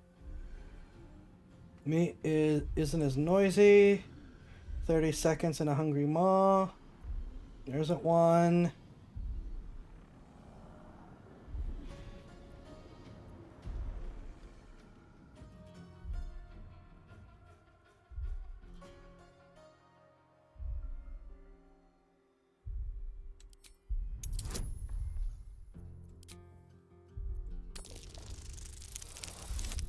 Nope.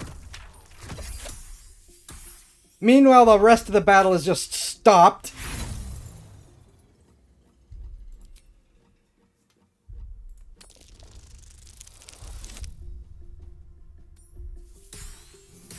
Thank you. The knoll throws back its head, its rage spurring on a violent, screaming mirth. Catching like wildfire, the cackling, howling laughter infects the nearby knolls.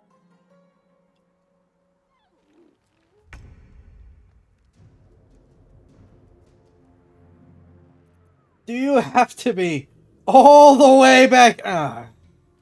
Right.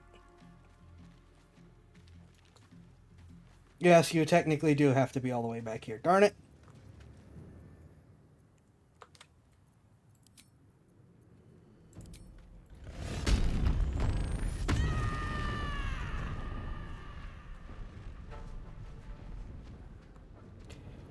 Alright, you're gonna throw things again.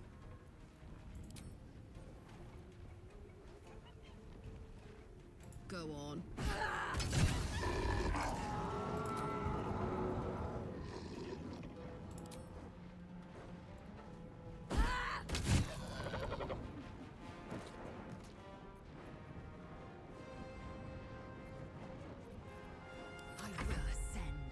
We have at least taken care of the most dangerous thing on the field. Unfortunately, I don't think Lae'zel is going to be able to hit anything.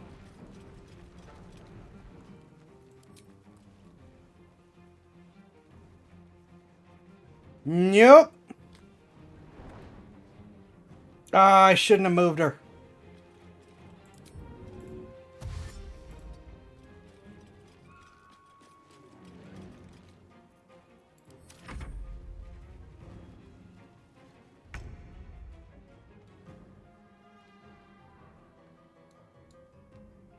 Making my move.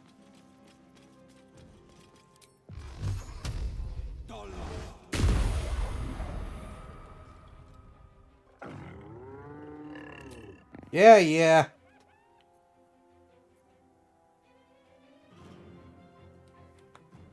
I'm just gonna hit him with it before I forget.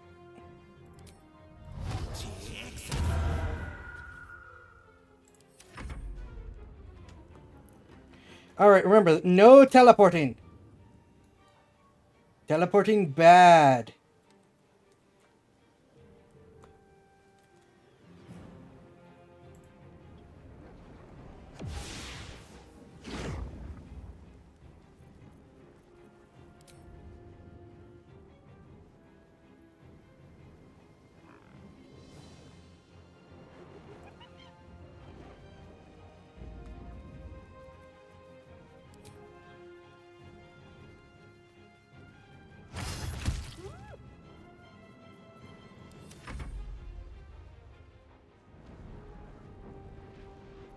Skeleton Archer gets into position.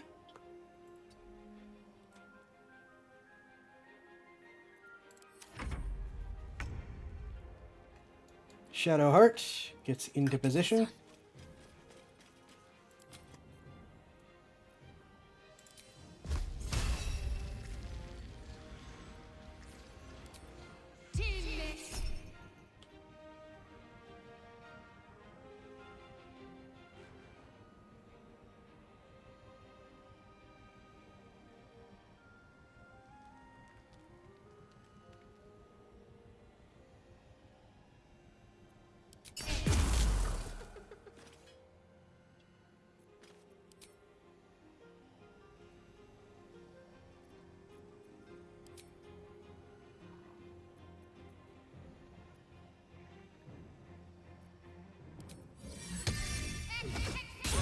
Bonk him!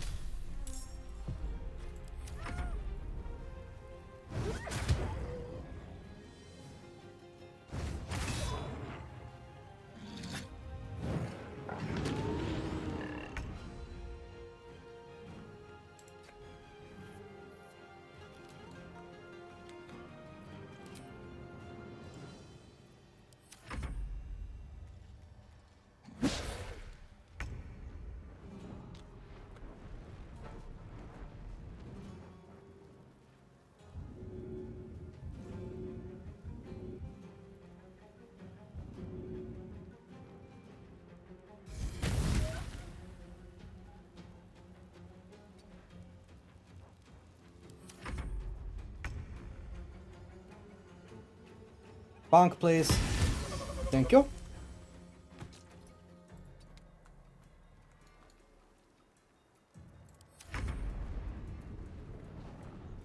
Oh, let's try this again, but without the failure, please. Let's spill some blood. Never mind, you are once again not in range, because why would you be?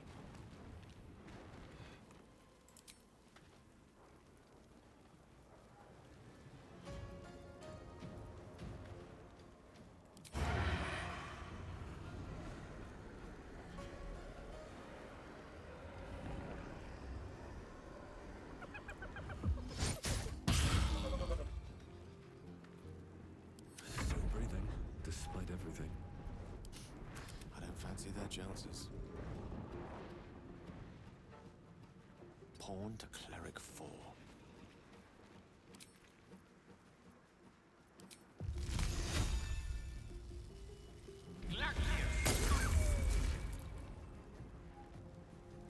Okay.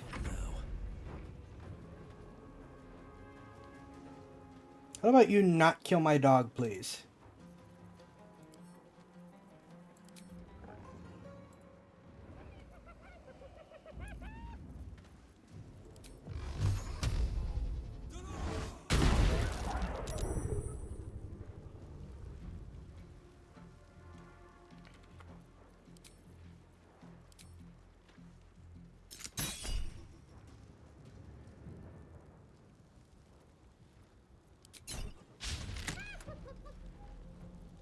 I'm heating up.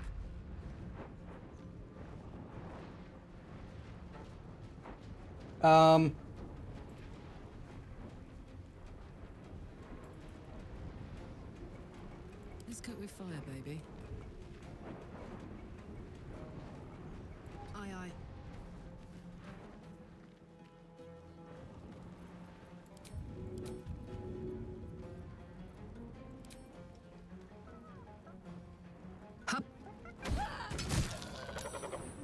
Thank you.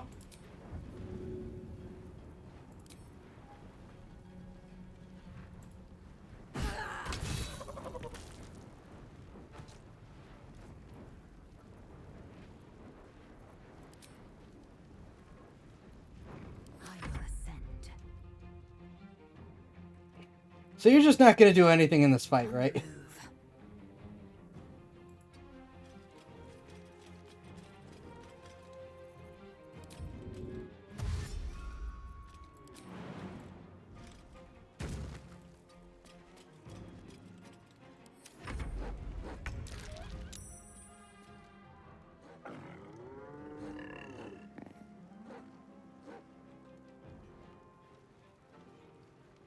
Making my move.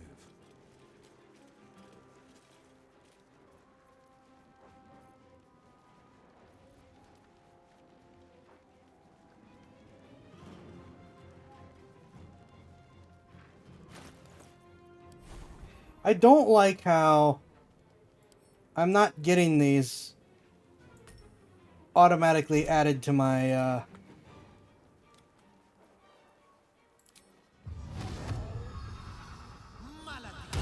bar. That's getting a little old.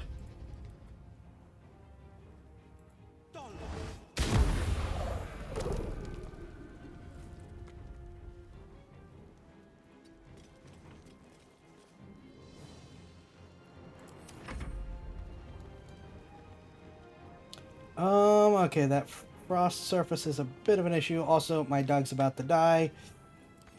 But, I mean...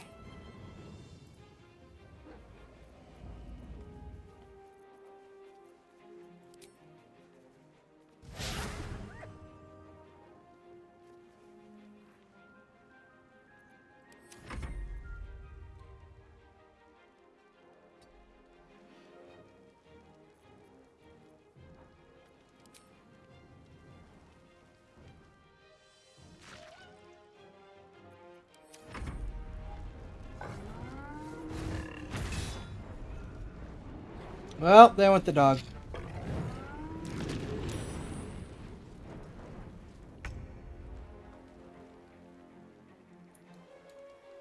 On my way.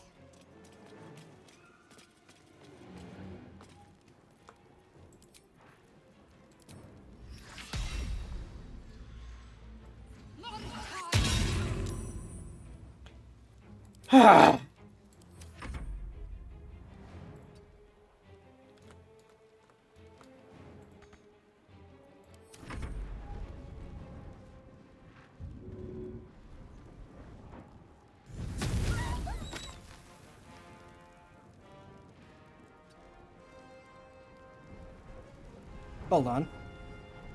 Ah.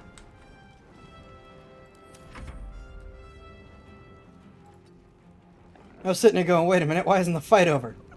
That's why the fight isn't over. There's still a knoll. But it's a knoll that probably isn't having a very good time. Waste a step.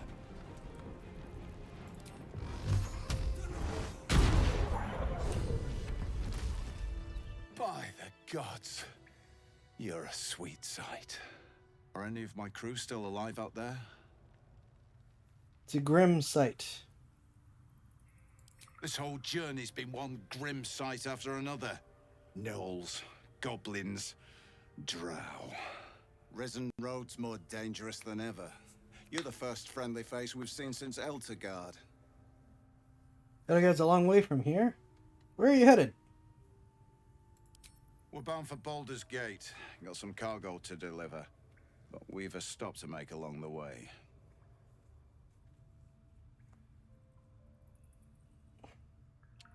They think your face is... I mean, I am a pretty tiefling. So you don't get waylaid again? Thanks, but that won't be necessary. We'll find help at Joaquin's Rest. Listen, you look like you know how to handle yourself. You should meet my associates. We've got our own drinking spot by the tavern. Invitation only. Tell the fellow on the door. Little Serpent, Long Shadow. He'll take good care of you. Rugen! It's fine. We'd be dead if they hadn't shown up. A little hospitality won't do any harm. Now, since I actually have Detect Thoughts up for once.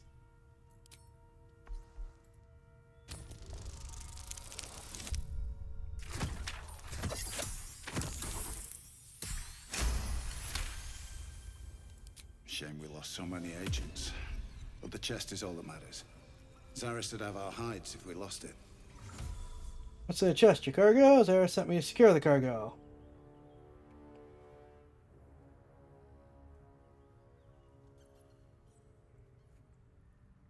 I'm trying to remember. Well, they'll take care of you, wink, wink, nudge, nudge, dagger nerves. Yeah, I'm trying to remember, because if we help them, we open up a store with items that I want. I don't... But then, of course, there's the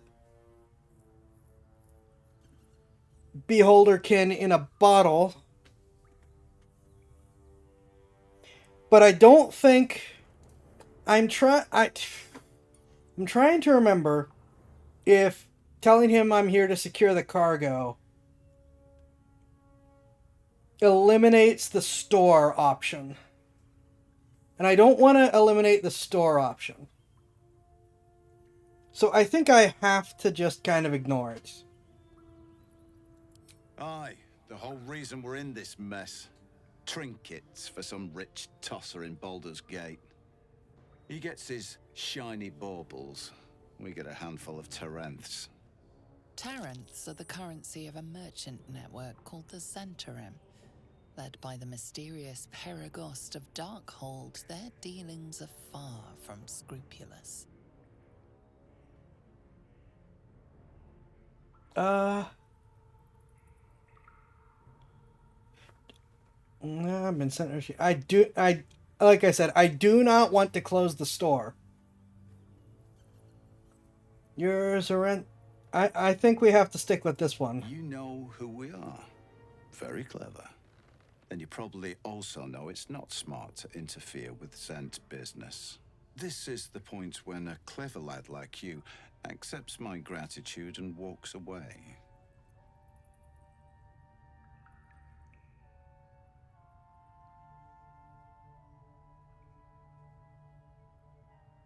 Yeah, I don't want to close the store. I think we just have to call it.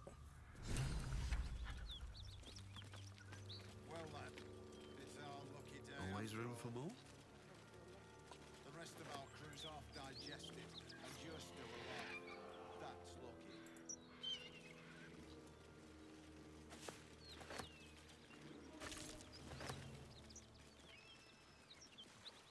He also thinks you're clever. This man is not... Shush.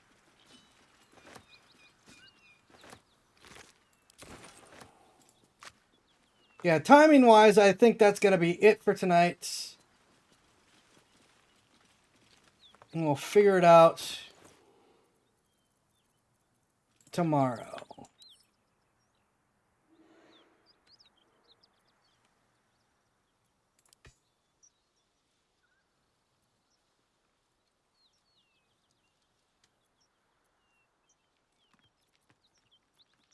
Hold on, what happened to that flask of winged fury?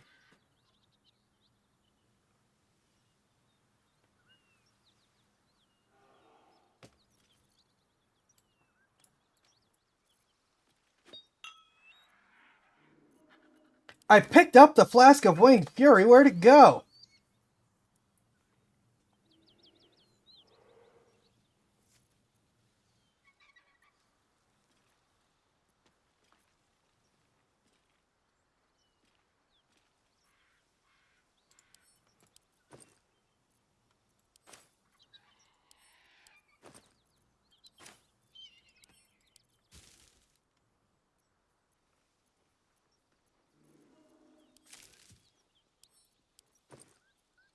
Oh.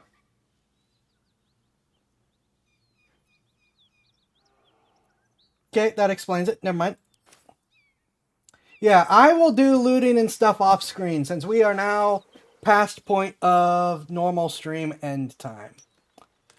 Thank you all for watching. I hope you all have a good one. I do think we're going to start a playthrough of Tribal Hunter on Sunday as a dumb, fun, but challenging game.